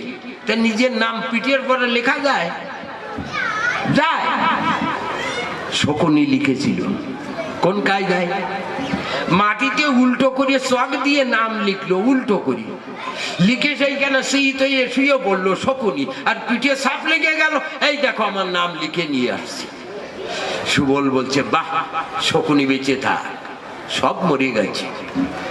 সুবল রাজা যখন মরে যায় তার আগে শকুনিকে ডেকে কয়, বাবা আমার কাছে আয়, তুই আমার বড় ছেলে, আমি মরে গেলে বুকের হাড় খুলিয়ে কপট পাশা বানাবি, এই পাশায় তুই যা বলবি তাই হবে। এই দেখ দুর্যোধন তোর ভাইদের না খেয়ে মেরে দিল, এর প্রতিশোধ নিতে হবে, পারবি? বল। শকুনি কথা দিয়েছিল সুবল রাজাকে, হ্যাঁ বাবা প্রতিশোধ নেব। সব মরে গেল, শকুনি একা বেঁচে ছিল। অনেকদিন পরে জেলখানায় দুর্যোধন দেখতে পারে সব মরে গেছে, একজন বেঁচে আছে। দুর্যোধন মনে করে বিবেচনা একজনের দ্বারাই তেমন কোনো ক্ষতি সাধন হবে না, থাক, বেঁচে থাক, ঠিক আছে। একদিন হস্তিনার রাজসভায় পাত্র মিত্র মন্ত্রী পরিষদ বসে আছে, ক্যাবিনেট যারে কয়। দুর্যোধন রাজা ঢুকেই খিলখিলি হাসি দিচ্ছে, আচ্ছা বলতে পারো আমি হাসলাম কেন? যে আমার হাসির কারণ বলতে পারবে সেই বড় মন্ত্রী হবে, বলো তো? কেউ বলতে পারে না। এই ওর দিক চায় আর ও ওর দিক চায়। শকুনি বলছে আমি বলতে পারি, বলো তো আমি হাসলাম কেন? শকুনি বলছে রাজা হাসতে হাসতে রাজসভায় ঢুকে গেছো, তোমার হাসির প্রথম উৎপত্তি কোত্থেকে? সেইখানে নিয়ে চলো। দুর্যোধন ডেকে নিয়ে গেছে, আসো। রাস্তায় নিয়ে গেছে, যে বলছে এখান থেকে হাসির উৎপত্তি হলো। শকুনি ওই জায়গাটি এক্সামিন করছে, রিসার্চ করছে, কি রহস্য এখানে। অনেকক্ষণ পরে মাথায় ধুল মারে, হ্যাঁ বুঝেছি, বিরাট রহস্য লুকানো আছে এখানে। দুর্যোধন বলছে কি বুঝলে? শকুনি বলছে রাজা রাস্তার ধারে দাঁড়াইয়ে প্রস্রাব করে দিয়েছো, ওই দেখো তোমার প্রস্রাবের ধারা লেগে একটা তেঁতুল গাছের চারা উপড়ে কাজ হয়ে পড়ে গেছে, ওই দেখো। আমার কাছে বলো দেখি, তেঁতুল গাছটা বড় হলে প্রস্রাব করে দিলে পড়তো নাকি? দুর্যোধন কয় না, কয় এখান থেকে সংকেত দিচ্ছে। কিসের সংকেত? যুদ্ধের সংকেত। পাণ্ডবেরা কচি তেঁতুলের চারার মতো প্রস্রাব করে দিলে ভেসে যাবে। যুদ্ধের উপযুক্ত সময় এখন, যুদ্ধ ঘোষণা করো, সেই সংকেত দিচ্ছে। দুর্যোধন বলছে তাই? আরে শালা, শকুনির মতো বুদ্ধিমান লোক কেউ নাই, আমি একে বড় মন্ত্রী বানাতে চাই। শকুনিও মনে মনে ভাবে ওই পদটা আমি চাই। আপনারা জানেন ভালো, দুর্যোধন না বুঝতে পেরে ক্ষমতার হস্তান্তর শকুনিকে দিয়ে দিল। সেই ভ্রাতৃ হত্যার প্রতিশোধের আগুন শকুনির বুকে তিল তিল করে জ্বলছে দীর্ঘদিন ধরে প্রতিশোধ নেওয়ার আশায়। শকুনি যখন বড় মন্ত্রী হলো, কূট চক্রান্ত করে করে পাণ্ডবদের সাথে কৌরবদের যুদ্ধ লাগাইয়ে দেয়। যুদ্ধে কৌরবদের একটা ভাই মরে যায়। শকুনি আড়ালে গিয়ে স্বর্গবাসী সুবল রাজাকে কয়, বাবা একটা প্রতিশোধ নিলাম। বসে শোনেন, নারী নরে, যুদ্ধে কৌরবদের আর একটা ভাই মরে। শকুনি আড়ালে যে বাবার ধারে কয়, বাবা আর একটার প্রতিশোধ নিলাম। আপনারা জানেন ভালো, কূট কৌশল করে করে শকুনি কৌরবদের মেরে ফেলে দিয়েছিল। কৃষ্ণ নিট অ্যান্ড ক্লিন, কৃষ্ণের কোনো দোষ না। কথা নিয়েও যদি কৃষ্ণের কোনো দোষ থাকে, তাহলে বাবার বেটার মতো এইখানে দাঁড়াইয়ে দেখাইয়ে দিও। যাক, আর একটা প্রশ্ন আছে, কৃষ্ণ এর পরে তুমি কি হবা? এর পরের লীলা কোথায় যাবা?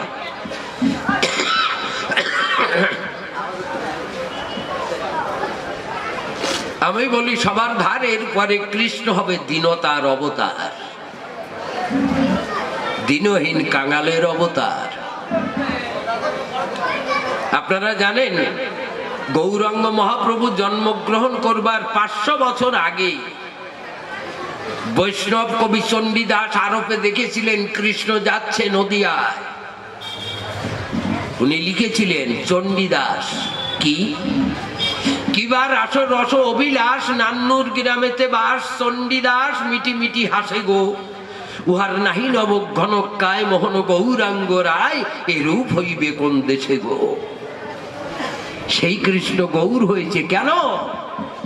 রাধা প্রেমের মহিমা আস্বাদন করবার জন্য, প্রেম মাধুর্য। আর এই রাধা প্রেম, এই অনর্পিত চরিং চিরাত, এই জগতের লোককে বিতরণ করবার জন্য কৃষ্ণ গৌরাঙ্গ হয়েছিলেন।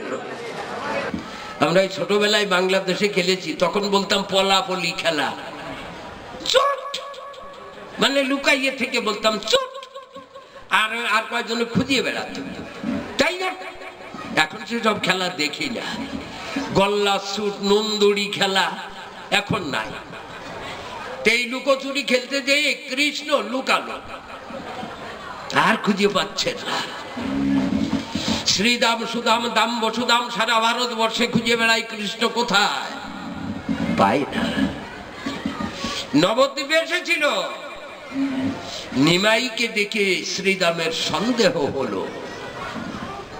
তখন সেই শিকড় বের করেছিল শ্রীদাম, নিমাইয়ের মাথায় দেবে। তখন নিমাই খিলখিল করে হাসি দেয়।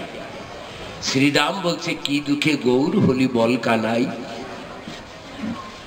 কেন এই দিনহীন বেশ নিয়েছিস? কি দুঃখে গৌর হয়েছিস? তখন গৌরাঙ্গ কি বললেন, এই কলিহত জীব উদ্ধার করবার জন্য আমি গৌর হয়েছি। দীনতার অবতার। ব্রজের খেলা দৌড়া দৌড়ি, নদিয়ার খেলা গড়াগড়ি। ওরে ব্রজের গান বাঁশির তান, নদিয়ার গান হরিনাম গান। ব্রজের বেশ ঝড়া চূড়া, নদিয়ার বেশ কৌপিন পরা। এই দীনতার অবতার হতে গৌরাঙ্গ, সেই কৃষ্ণ পরবর্তী লীলা করেছেন।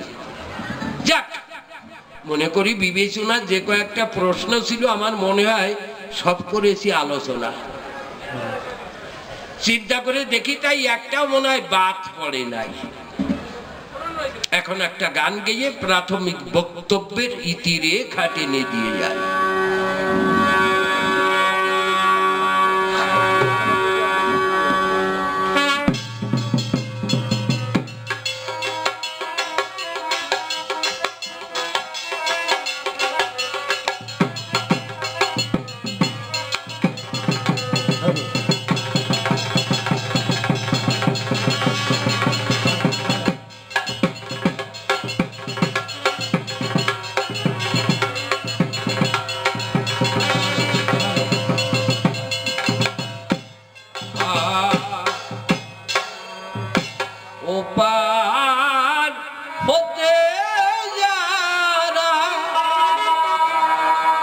সাথে এসেছিল তারা চলে গেল যে যারা আপন দেশে। ও আমি একা বসে আছি আগে।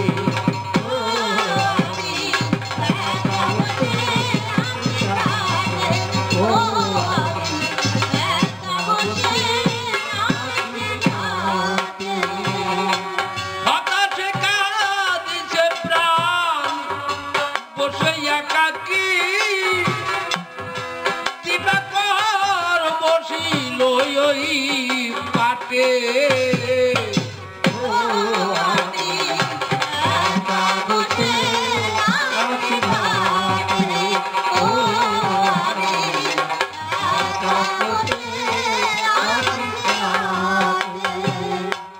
অচেনা পথিক পথ পাই না খুঁজে, কোথা হতে এসেছি পাই না বুঝে।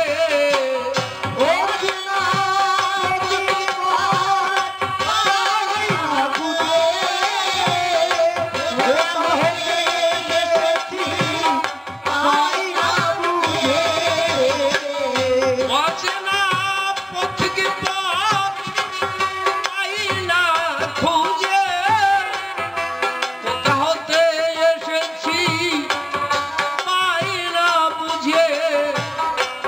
ক্লান্ত রবির ছায়ায় ধরণী ধুলির মায়ায় ব্যাকুল প্রহর মোর কাটে।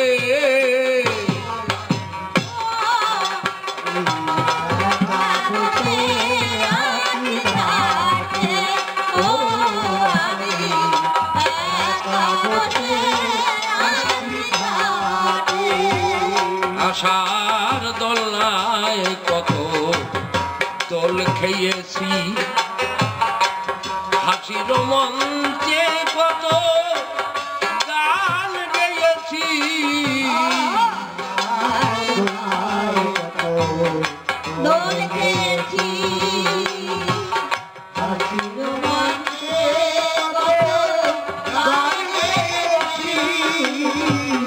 আশার দোলনায় কত দোল খেয়েছি, হাসির মঞ্চে কত গান গেয়েছি।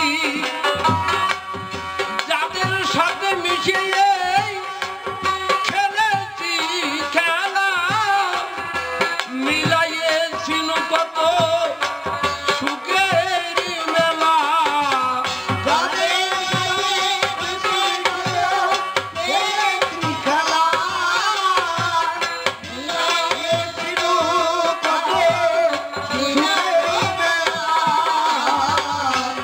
কি হতে যে কি হলো, কে কোথায় চলে গেল, সারা নাহি পাই মাথা কুটে।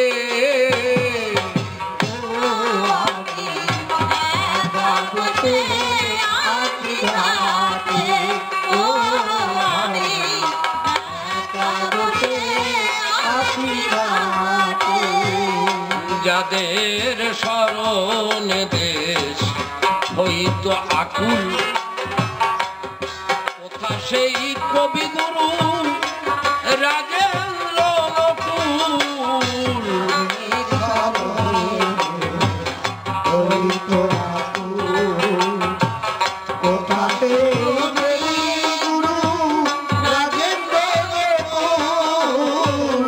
যাদের স্মরণে দেশ হইতো আকুল, কোথা সেই কবিগুরু রাজেন্দ্র নকুল। কালের খেয়াই কে কোথায় চলে গেল হায়, কোথা সে প্রাণের কবি নিশি বিজয়।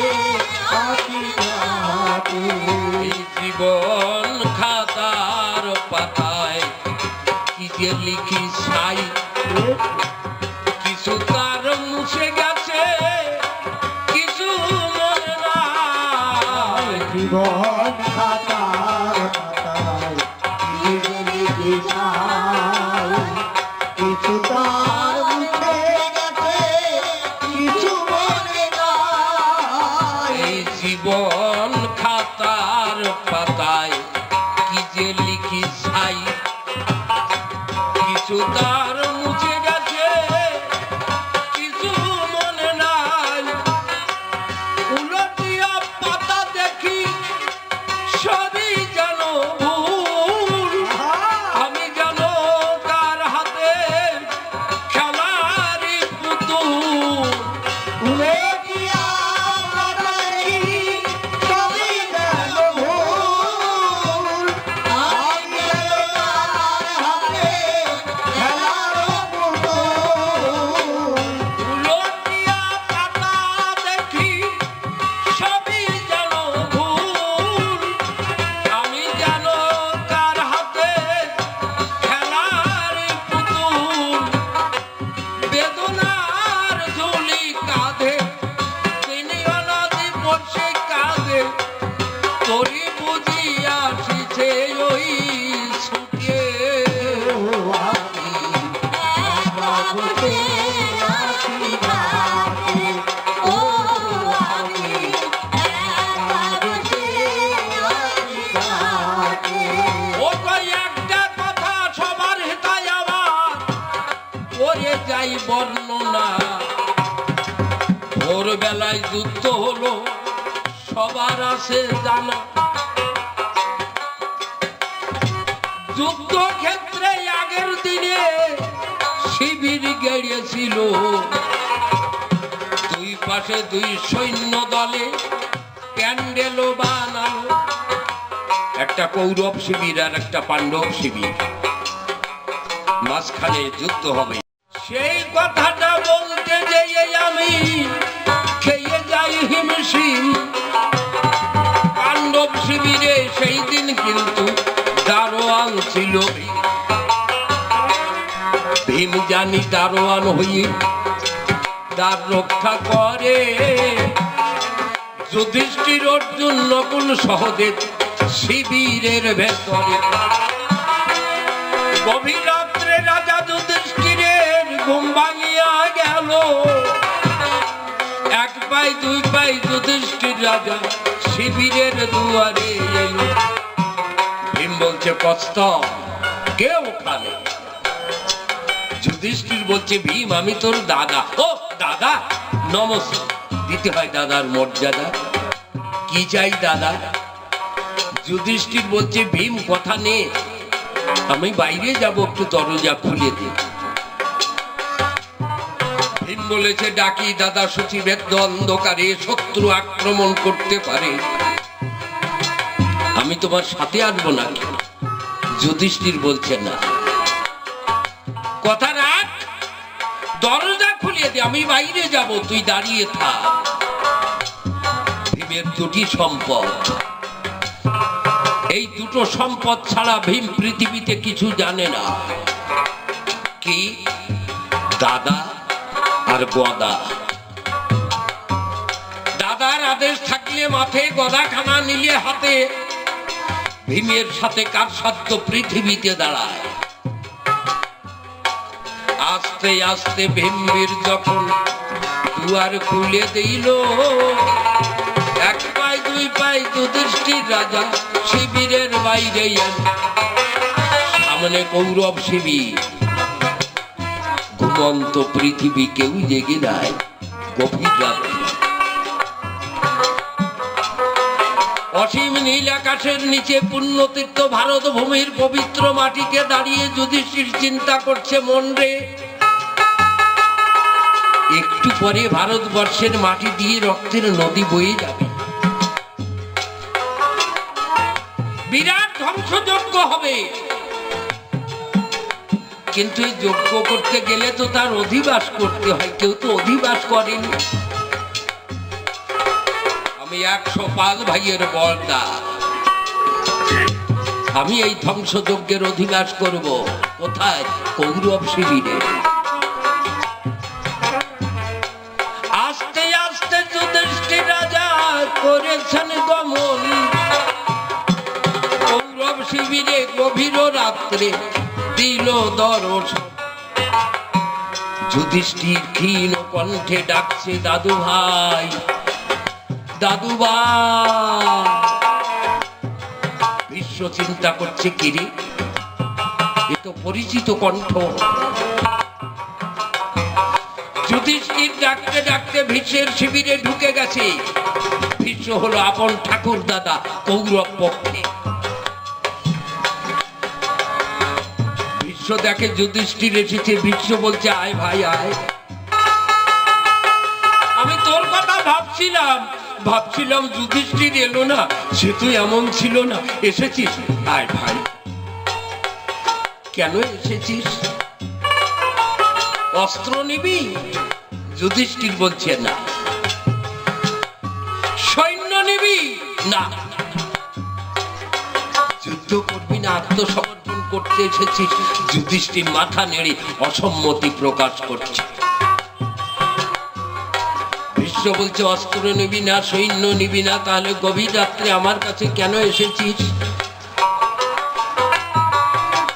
যুধিষ্ঠির বলছে, দাদু ভাই, ছোটবেলায় বাবা মরে গেছে, আমরা 5 ভাই বাবার অভাব অনুভব করিনি। তুমি আমাদের পিতৃ স্নেহ দিয়ে লালন পালন করে বড় করেছো দাদু।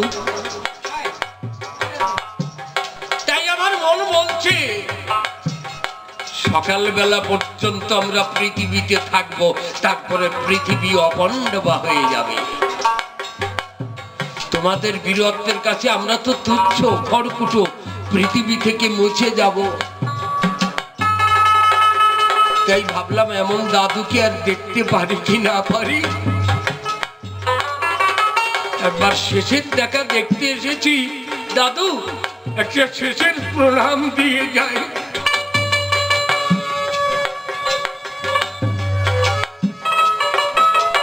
বিশ্ব মঙ্গল হস্ত যুধিষ্ঠিরের মস্তকে দিয়ে আশীর্বাদ দিচ্ছে, যথা ধর্ম তথা জয়। যা, তোদের জয় হবে। যা। সেখান থেকে আশীর্বাদ নিয়ে রাজা যুধিষ্ঠির ফিরে এলো। পথে আসতে গুরুদেবের কথা মনে পড়ে। গুরু দ্রোণাচার্য 1 পাই 2 পাই রাজা যুধিষ্ঠির করেছেন গমন। দ্রোণের শিবিরে গভীর রাত্রে দিয়েছে দর্শন। দ্রোণ বলছে, কস্তম, কে ওখানে? যুধিষ্ঠির বলছে, গুরুদেব, আমি হতভাগা যুধিষ্ঠির। ও বাবা, এসেছো? এসেছো, কি জন্য এসেছো? যুধিষ্ঠির বলছে, গুরুদেব, জীবন ভরে যে অস্ত্র শিক্ষা দিয়েছো তার পরীক্ষা দেব সকালবেলায় যুদ্ধক্ষেত্রে হাতে হাতে। দ্রোণাচার্য বলছে, তাতে গভীর রাত্রে আসার প্রয়োজন কি? এখন তো যুদ্ধ শুরু হয়নি। সূর্য ওঠার সাথে সাথে যুদ্ধ শুরু হবে। যুধিষ্ঠির বলছে, গুরুদেব, আমার মন বলছে আমরা পৃথিবী থেকে চলে যাব, নিশ্চিন্ন হয়ে যাব। তাই যাবার আগে একবার শেষের দেখা দেখতে এসেছি, একটা শেষের প্রণাম দিতে এসেছি। গুরুদেব, এই হয়তো আমার শেষের প্রণাম। যুধিষ্ঠির দ্রোণাচার্যকে প্রণাম করছে। দ্রোণ বলছে, মা ভয়, ভয় নাই।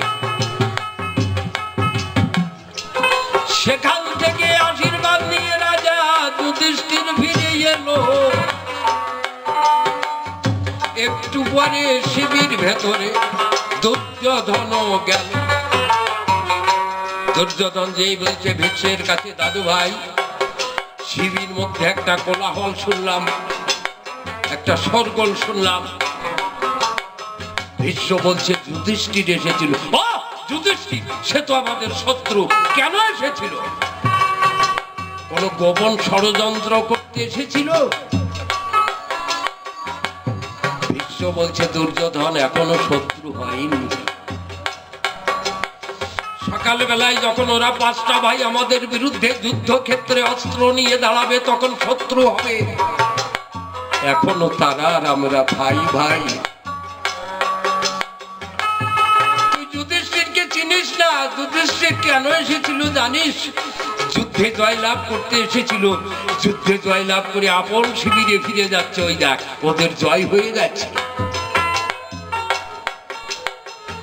ধর্ম বলে ভক্তি বলে রাজা যুধিষ্ঠির জিতে গেল। নারদ মনে না বুঝিয়ে শুধু কৃষ্ণের মন্দ কিন্তু দুর্ভাগ্য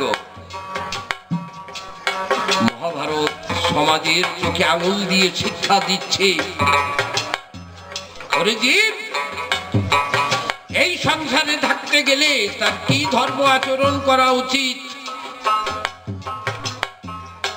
আজকালকের কোন যুবক মানুষ যুধিষ্ঠিরের মতো গুরুজনদের পিতা মাতা কিংবা ঠাকুরদা ঠাকুরমার পায় একটু ভক্তি শ্রদ্ধা নিবেদন করে না, এটাই বড় আশ্চর্য। আর তাহার এর পরে আমি বলবো না অল্পে অল্পে ছেড়ে দেব এ সকল কল্পনা। সে তো জামাই জানি বলে নাই বটে বেশি, আমি কেন বেশি বলে তার কাছে হতে যাব দোষী। তবে একটা কথা চিন্তা করে মনে হলাম সুখী, একটারও জবাব দিতে রাখি নাই বাকি। এরপরে দেখি সে কোন কথা কয়, কোন ভাব উঠাইয়ে কোন দিকে যায়, সেইভাবে থেকে থেকে বলতে হবে তারে। এর বেশি বলবো না। আর প্রথমবারই বক্তৃতা শক্তি আমার তেমন কিছু নাই। ব্রহ্মজ্ঞানে সচ্চরণে দণ্ডবত জানাই। দণ্ডবত আর করতে পারি কই, দণ্ডের মতো আর পড়তে পারি কই। হাত হতে যেমন লাঠি ধরাই পড়ে যায়, মতি হলে নাকি দণ্ডবত কয়। বড় বড় কবিয়াল দেখুন যারা ছিল কালের টানে একদিনেতে স্বদেশেতে গেল, তাই বজায় রাখতে গেলে বাংলার কৃষ্টি দুটো একটা নূতনের করতে হয় সৃষ্টি। আমার পরে সবের দৃষ্টি করবেন দান দান ফুটে ওঠে গুরুদেবের কাব্য বাগান। এ সমাজে আছেন যত জ্ঞানী গুণী দল, সকলের মন্দি আমি শ্রীচরণ তল। জানি ভক্তের আশীর্বাদ হলে তাহলে অদমের গুরু শক্তি মিলে। এদিকে মাতৃজাতি দেখিবার পাই মাগ সকলের চরণে প্রণাম জানাই। প্রণাম আমি আর করতে পারি কই, সন্তানের যোগ্য আমি জানি নইতেই শক্তি স্বরূপিণী আছেন জানি যারা, আমাকে আশীর্বাদ করে যাবেন তারা। শক্তি যদি এবার শক্তি করে দান, অধম নিরঞ্জনার ক্ষুদ্র থাকবে কান রুদ্র মূর্তি ধরিয়া আসেন জানি।